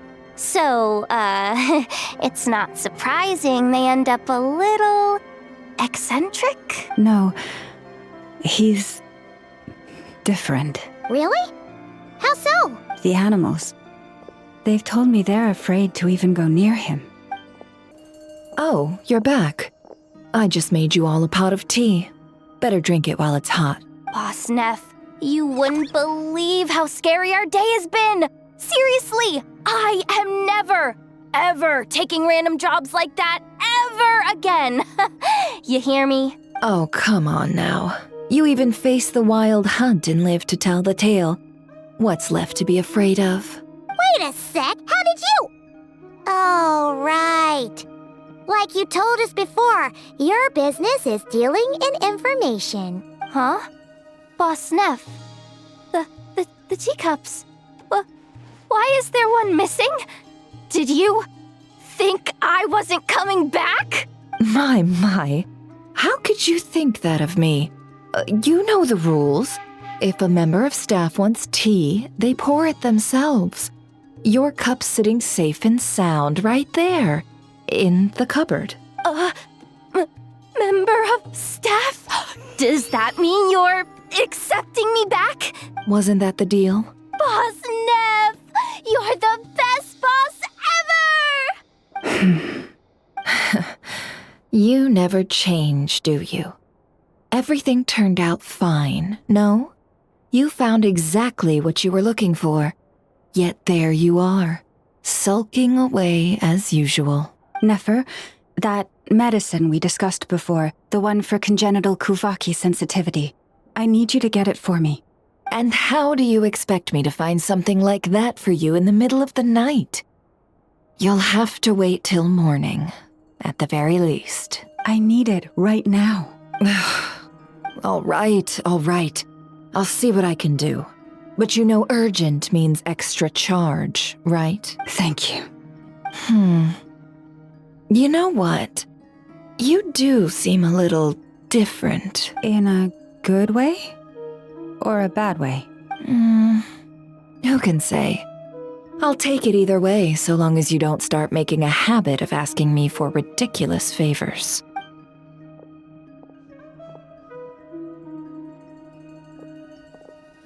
Traveler, Paimon, a lot has happened these past few days.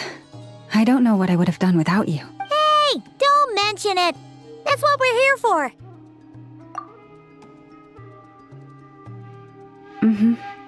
You're right.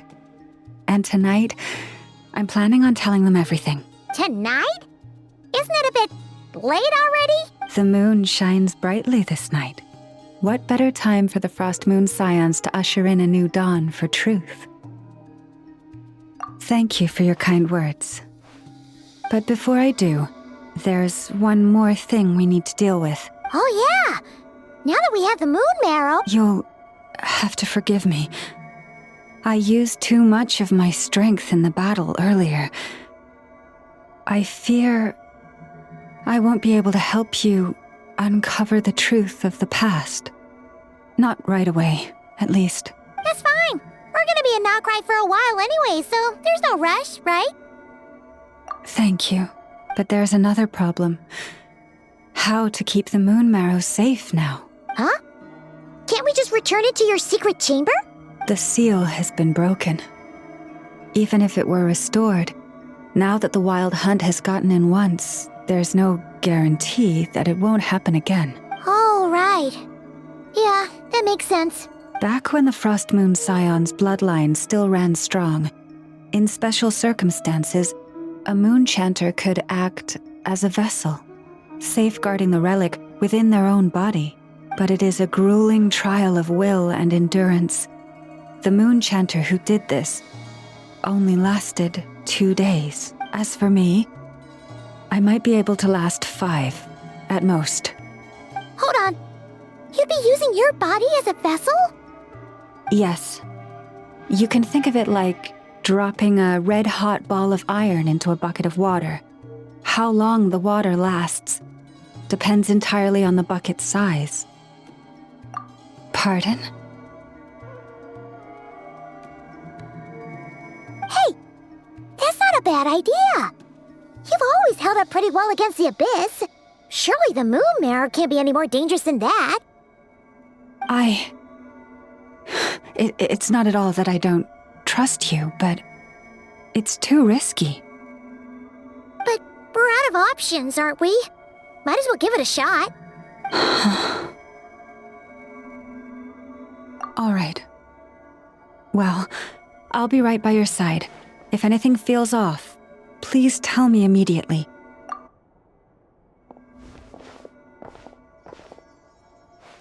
Here, hold it in your hands. Feel its power. Imagine you're a lake, a cluster of stars. Let the moon become a part of you. Whoa! It went into your body! How is that? Are you feeling any discomfort?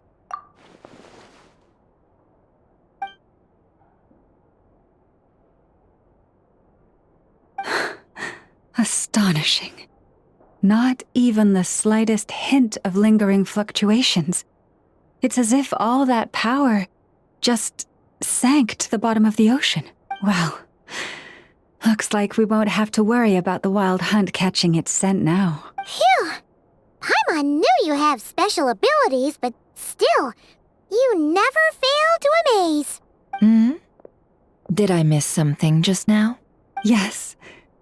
And it was nothing short of a miracle. Not something I'd be interested in then. Anyway, here's the medicine you asked for. This is all I've got for today. I'll have someone send the rest over when we have it. Thank you, Nefer. I really appreciate everything you've done for me. Please stop being so nauseatingly friendly.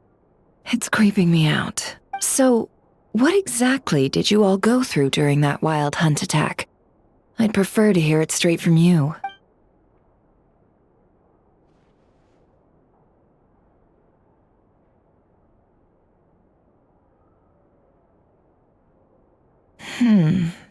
A phantom that can mimic the appearance of others. Quite different from what we've seen before. Yeah, and both times it appeared, its goal was pretty clear. It seems like it was after the moon marrow. And on both occasions, it was accompanied by the wild hunt, too. It appears there must be some close connection between the two. I must say, I don't often see you look this serious, Nefer. Too late in the day for thinking, that's all. We'll pick this up again later. You all feel free to keep chatting, though. Just don't forget to lock up when you leave. On that note, Traveler, please keep the moon marrow stored within your body for the time being. We'll take it back off your hands as soon as the wild hunt's been taken care of. Once and for all. Of course. Anyway, if the two of you will excuse me, I'm heading back to Hisi Island now. It's time I came clean with the Frost Moon Scions. Hey, we're coming with you! Though, guess we won't be able to do much more than cheer you on from the sidelines. That alone means more to me than you could ever know.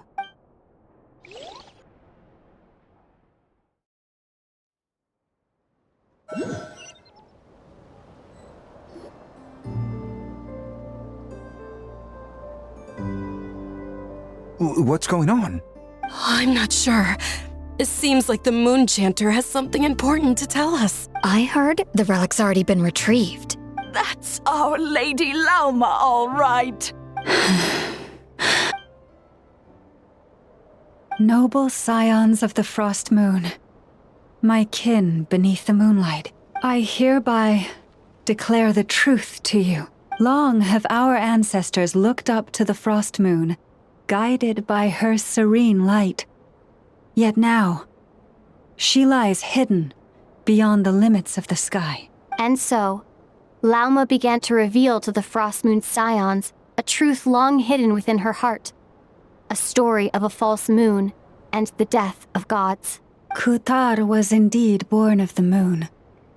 But that does not give us the right to reap without sowing, nor clothe ourselves without the toil of weaving. As she spoke, some who listened were stunned into disbelief, while others seemed to awaken as if from a dream. From this day forth, the road shall be paved with truth, and we shall pave it ourselves.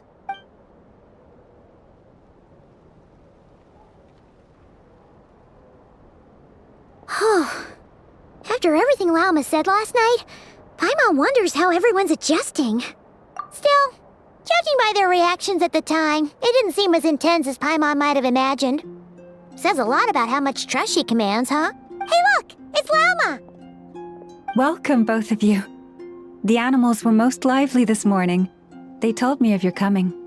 Nothing too dramatic happened, did it? No one took it so hard that they went on a binge-eating rampage and ended up cleaning up the whole pantry? Or something? Hey!